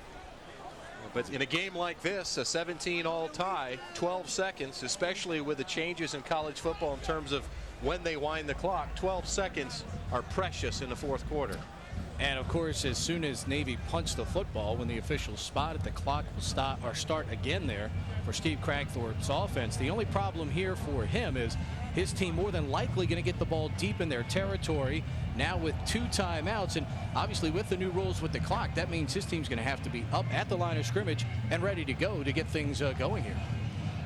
He's going to be awfully happy that he's got a quarterback like Paul Smith. I mean, I think the one thing, I think both quarterbacks have played well today in terms of what they do. I think Brian Hampton, you know, the first 2 games didn't throw the ball well. I think he made progress last week, threw the ball well at Stanford, and I think here a little up and down, but I think in crucial situations Hampton's been able to complete passes. And then Paul Smith, we've talked about his poise. He's been backed up before. You mentioned it, more than likely they'll be backed up again. And Paul Smith, with the poise that he's shown leading this team down the field, and nice to have a quarterback with that sort of poise and hasn't turned the ball over today. Since the advent of overtime in college football back in 1996, Navy is one of only 2 schools to never play overtime. Hazard a guess as to who the other team is. It has a relationship of sorts with the opposition for Navy today, Tulsa. Last week's opponent, North Texas. Oh, okay. So one of only 2 teams. It's only 2 teams that have not played overtime now in 10 years of this. Potato on to punt. High kick turns over. Moss, fair catch at the 15-yard line, and Tulsa will need to negotiate a pretty decent amount of green in front of them here with 2:39 remaining. And of course the clock will start as soon as the officials spot the chains and the football here. Now, if you're Navy, the only problem with letting them nickel and dime you here is if you let them do it enough, all it needs is a field goal here for Tulsa to get the lead. Yeah, but I think, you know, if you're Navy and you're Paul Johnson, you've got to say to yourself, though, we're gonna have to make Tulsa work down the field. I mean, we just can't allow our corners to be in man situations with Ryan Bugg or Idris Moss. I mean, we've got to find a way to make them work down the field. Moss to the top of the screen, comes in motion. Smith back to throw. Looking, throws it to Dials out in the flat, and he gets blown up by Rashawn King in the open field at the 12. It'll be a gain of 2. They'll spot it at the 13. 2nd down and 8. Clock on the move at 2:05.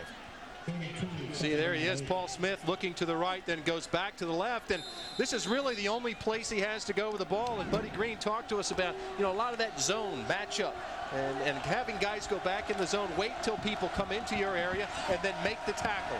And that's what they did that time. Great job by Caldwell to pick up Bugg, who was coming across the middle.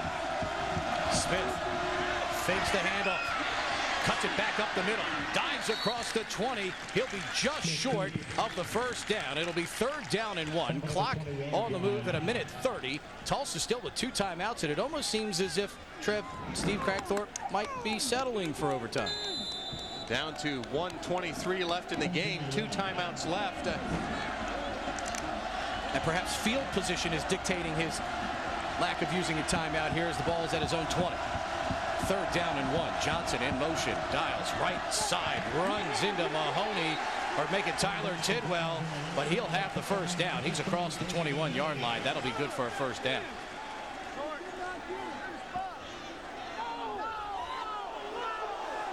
You can hear the Navy coaching staff down on the bottom of the field not liking the spot. Paul Johnson's going to call timeout.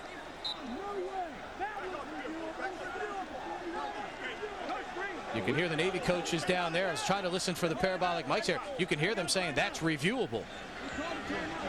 Paul Johnson has some valid points. I mean, I think this officiating crew has struggled at times today. We've got a 2-minute call.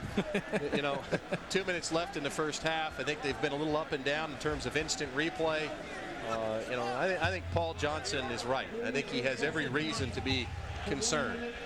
3 seconds. Thank you. I'm going to reset the clock to 1:03. And they have done that. Paul Johnson looks a bit exasperated down on the sideline. And Ed Kear's going to have to go on over to the replay headset again. I think there'd be a fly on the inside of the headset on some of these conversations between the referee and the official upstairs who's looking at it in the booth. Well, you know, I think the thing that's most frustrating to these coaches, and I think fans alike in college football, is that, you know, the games are so important. There's so much invested into the game. And, you know, I don't know, the NFL, you look at officials, and many of them, obviously, don't make enough money. It can't be their full-time job. But you wonder, you know, so many officials do it right. So many do such a great job, but yet that doesn't make an excuse for a number of them that don't do it right and might ultimately cost your team. This is a Navy team. The poor progress resulted in a first down. Therefore, the first down stands. Ironically, initially they spotted the football up near the 22. The replay confirmed he never got anywhere near the 22. They did pull it back to just over the 21-yard line, but that was still good enough to where Tulsa needed to get the first down. So with 1:03, Steve Cragthorpe's team still with 2 timeouts. Paul Johnson challenged the play. You got nothing to lose in that situation because they're going to get the first down if you don't challenge it anyway. Right, and I wonder too, you know, sometimes if officials don't, they know they've got instant replay, if it doesn't change the way they go about their business, because they kind of have that to fall back on. I wonder if that doesn't influence how officials make calls now too. Superintendent of the Navy, Rodney Rebb, trying to lead the brigade. Give that defense a little pump up here. Paul Smith back out on the field, ready to get his team down in field goal position. Ed Kear saying something. Being drowned. Check the scoreboard. Navy has 2 timeouts remaining. Both teams with 2 timeouts remaining. They get the scoreboard corrected, and here we go. 1st and 10 Tulsa. The ball just across the 21-yard line. Why does he care about the scoreboard? Smith back to throw. Under pressure. Gets some open field. Tucks his head down and dives forward at the 29-yard line. 53 seconds to go. Tulsa not electing to use one of their 2 timeouts here. Down to 43 seconds. Smith back, has time, throws out toward the sideline and throws that one over the head of Bug out of bounds. It'll bring up 3rd down and a little more than 2. 34 seconds remaining on the scoreboard clock. Interesting, Tulsa not choosing to use any of their timeouts. They had about 49 seconds left at the end of the last play. 34 seconds left here.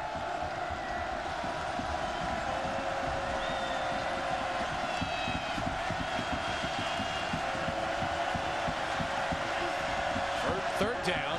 They need to get midway between the 31 and 32. Dials forward, 1st down. He'll have it near the 33 as he meets Rob Caldwell in the hole with 29 seconds remaining in the game.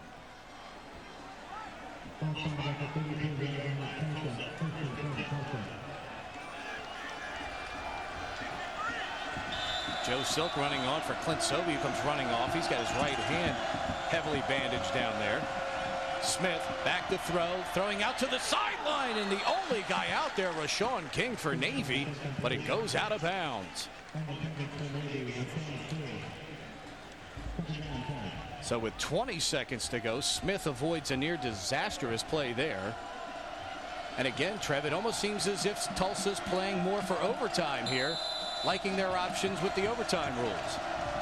Hasn't been quite the sense of urgency that you would expect with about less than a minute left in the game. 2 timeouts left on the clock, no spiking of the football. They ran some option. Smith, draw play, Dials up the middle, taken down by Tidwell at the 35-yard line with 14 seconds to go. Brings up 3rd down and 8. And we are now 7 seconds away from the Big Green of North Texas being the only team in college football to play an overtime game. Let's take a look at the Volkswagen drive of the game. Here in this 4th quarter, it was the Tulsa drive to get them even in where we are now, going to overtime. And Brandon Dial started out right at the middle of the offensive line, did a great job of opening up the block, and it's really what the series was all about. There's a little inside handoff there to Courtney Tenale, does a great job of getting it to the outside down the field, and that ultimately led to the field goal that got us back to 17 all. That is our Volkswagen drive of the game to send us to overtime. 17-17. Overtime coming up. Football Nation on CSTV. Football is back, and so is the #1 college sports show on CSTV. Catch all the highlights, stories, and entertainment that make CSTV and college sports so great. Watch the #1 college sports show every Wednesday at 10, only on CSTV. When it comes to college sports, what are your essentials? The latest scores? Our focus tonight on the Rose Bowl National Championship. Amazing highlights? Up-to-the-minute news? Duke University's men's lacrosse team will be reinstated for next season. Then CSTV's Game Tracker Live has what you need. Tune in to CSTV this fall for a chance to track all the news and stories from the college sports world from across Football Nation. It's Game Tracker Live, only on CSTV. CSTV XXL is your online ticket to over 100 channels of live college sports. From USC to Auburn, BYU to Navy, you'll get hundreds of schools and more than 10,000 events, like games, press conferences, interviews, and more. No matter what sport you love, you'll find it here, live and on demand. CSTV XXL delivers the most college sports ever. Check it out online at CSTVXXL.com. Rutgers University's College Avenue Gymnasium. On the surface, a typical gym. Wood. Sweat. But further underneath, there's something more. In 1869, history was made where this building now stands. The first ever intercollegiate football game was played down here between Rutgers and Princeton. And with it, Football Nation as we know it was born somewhere down here. College football's holiest of lands. Football is a way of life. Live it with CSTV. Greg Amsterdam in the Fieldhouse in New York, letting you know what's going on elsewhere in college football. Auburn up 17-0 over Buffalo in the 3rd quarter. Right now, Brad Lester with 83 yards and 2 touchdowns on the ground. Georgia and Colorado, 14-13. What a finish for the Bulldogs. For another great finish, let's go back to Annapolis. Overtime on CSTV.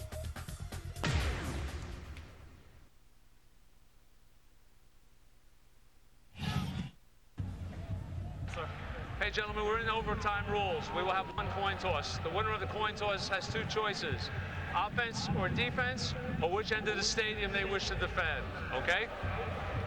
You will keep the ball on when you're on offense until such time you either make a first down, fail to make a first down, or if you score, okay? Tulsa, heads, tails, heads, tails. What is your call going to be? Tails. He calls tails. Heads it is. Navy, you won the toss. You want to go on defense. I'd like to play on that end. Okay. Step around here, please. Okay, you're okay. Good luck, gentlemen. Shake hands.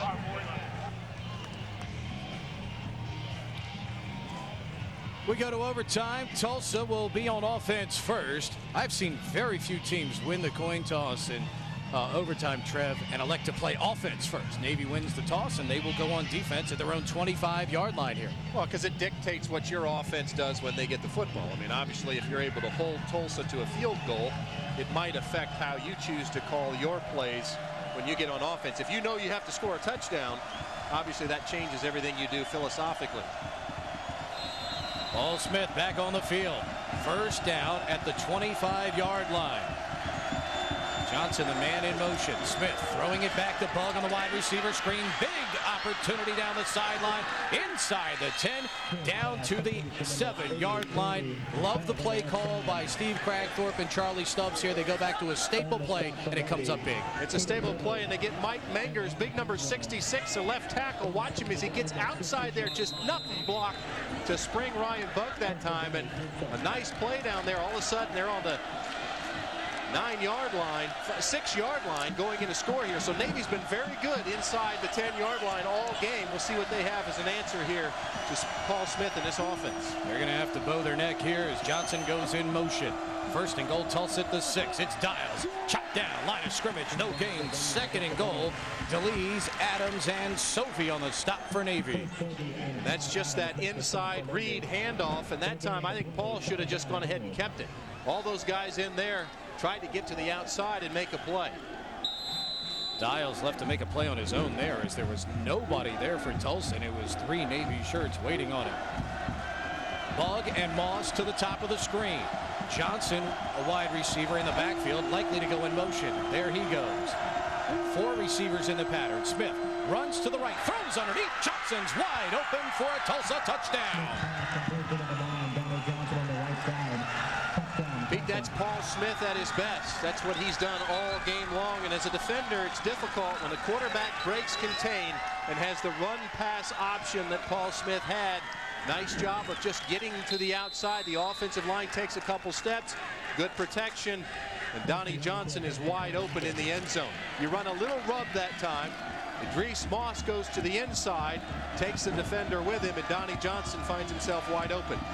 Tracy on for the extra point. The kick is up and right down Broadway, and Tulsa scores first in overtime.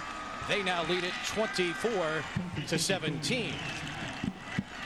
So Paul Johnson now challenged here to come up with something, as outside of that first drive of the second half, Trev, their offense really had some issues moving the ball, and obviously a critical penalty on one drive where they had it inside Tulsa territory.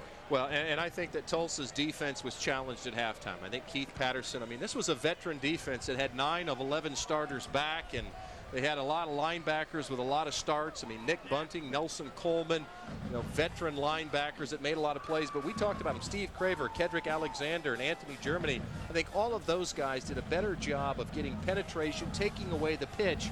And then the big fellas, Brandon Jones at nose guard, getting off blocks and stopping Brian Hampton and Adam Ballard many times for no gain. So I think it'll be interesting here. I think Navy has to find a way, again, to get to the perimeter where all their big plays have happened is when they've gotten to the outside. Guys like Sean White, Trey Hines, get them involved in the slot position. Singleton, the man in motion. Hampton looking to throw. Down the middle. Got a man wide open in the end end zone. Washington, did he get it? Yes! Touchdown, Navy. A wide open O.J. Washington. More than likely, this play may get reviewed as he was trying to get his feet down on the back line of the end zone. Either way, a quick way to get even. There you see Steve Cragthorpe already indicating timeout.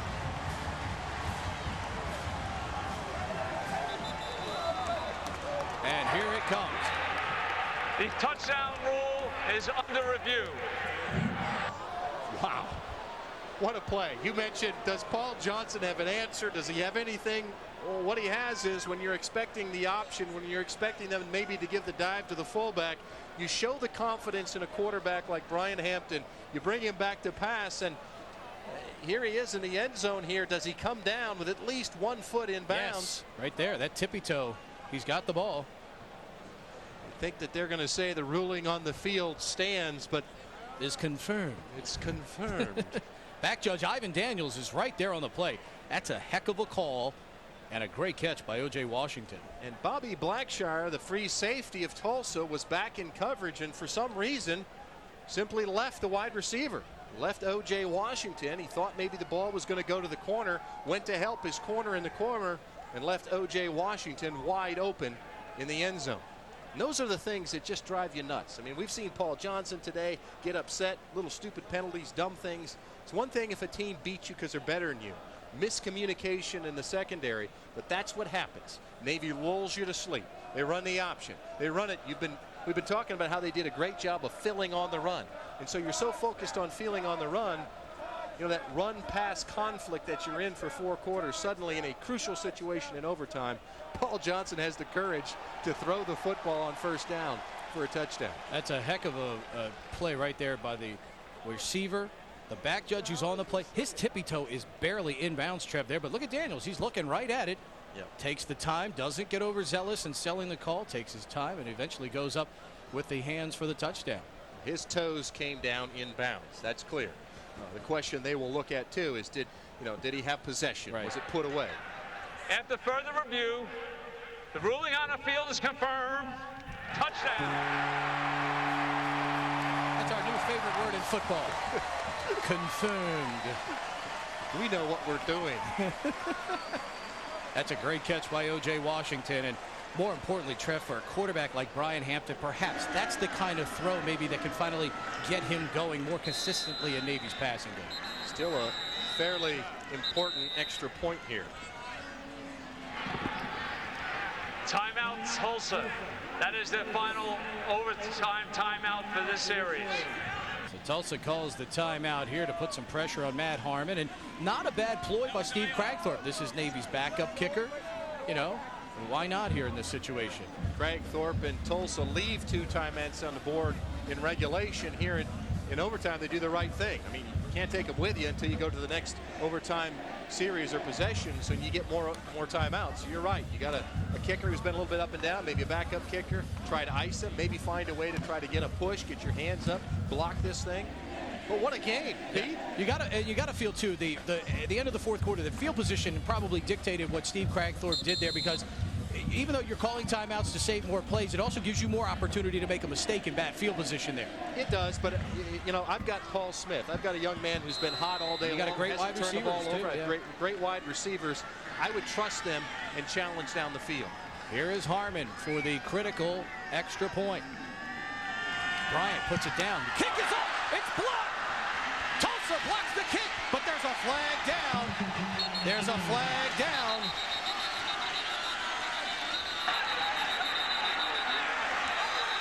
There is no flag on the play. The defense tipped the ball, therefore they cannot be roughing the kicker. Steve Cragthorpe with a genius timeout as it turns into a blocked extra point, and Tulsa wins it here 24-23.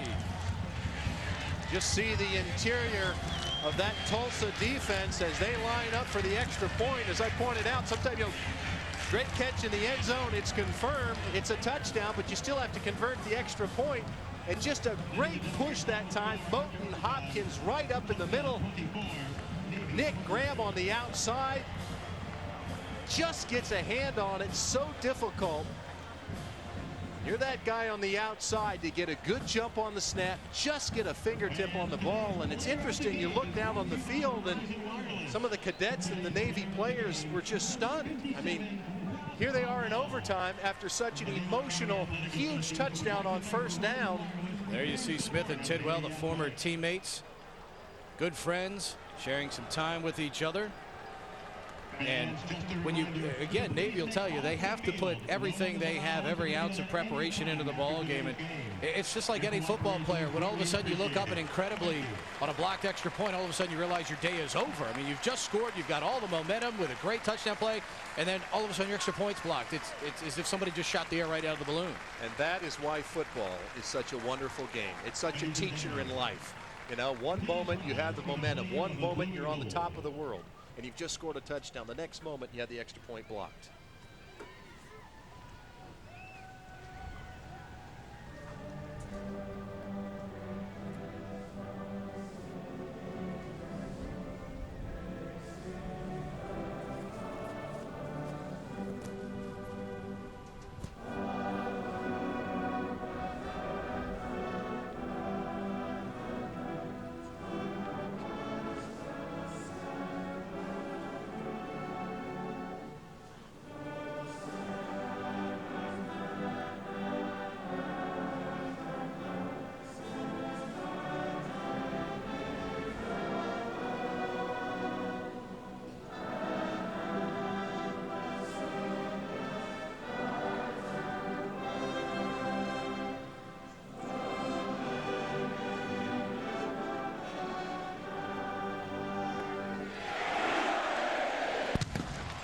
Playing in the Navy blue and gold, the Tulsa guys over to pay respect to their opposition today.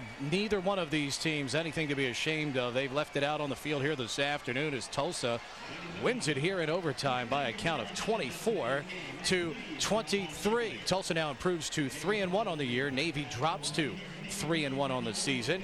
Both of these teams halfway to being bowl eligible here in 2006. Let's go downstairs. Sheehan Stanwyck Burch with Steve Cragthorpe. Coach, what was your strategy going into overtime? Well, obviously we would have liked to have played on defense, but our offense stepped up and really made a big play there to score the touchdown. And then obviously our special teams had to step up and block that extra point. But hey, we knew this was going to be a 60-minute game. It might have gone further. And we talked about it last night. Our guys just hung in there and battled. And we talked about emptying the tank. And I don't know if I've got any left. I hope they do. Is that why you called the timeout, to make the kicker nervous? Well, yeah, we just tried to ice him a little bit. And, you know, again, we felt like he was a low ball kicker. We'd seen that during the week of preparation. And so our guys in the middle really did a great job of getting push and spanked it right back at him. Okay, thanks so much. All Coach, right, you and your wife have a great day. Back up to you guys. Thank you, Sheehan. Tulsa wins it here, 24-23. Enough energy at least left to do a victory dance. Tulsa by 1. We'll come back to wrap it up on CSTV. Driving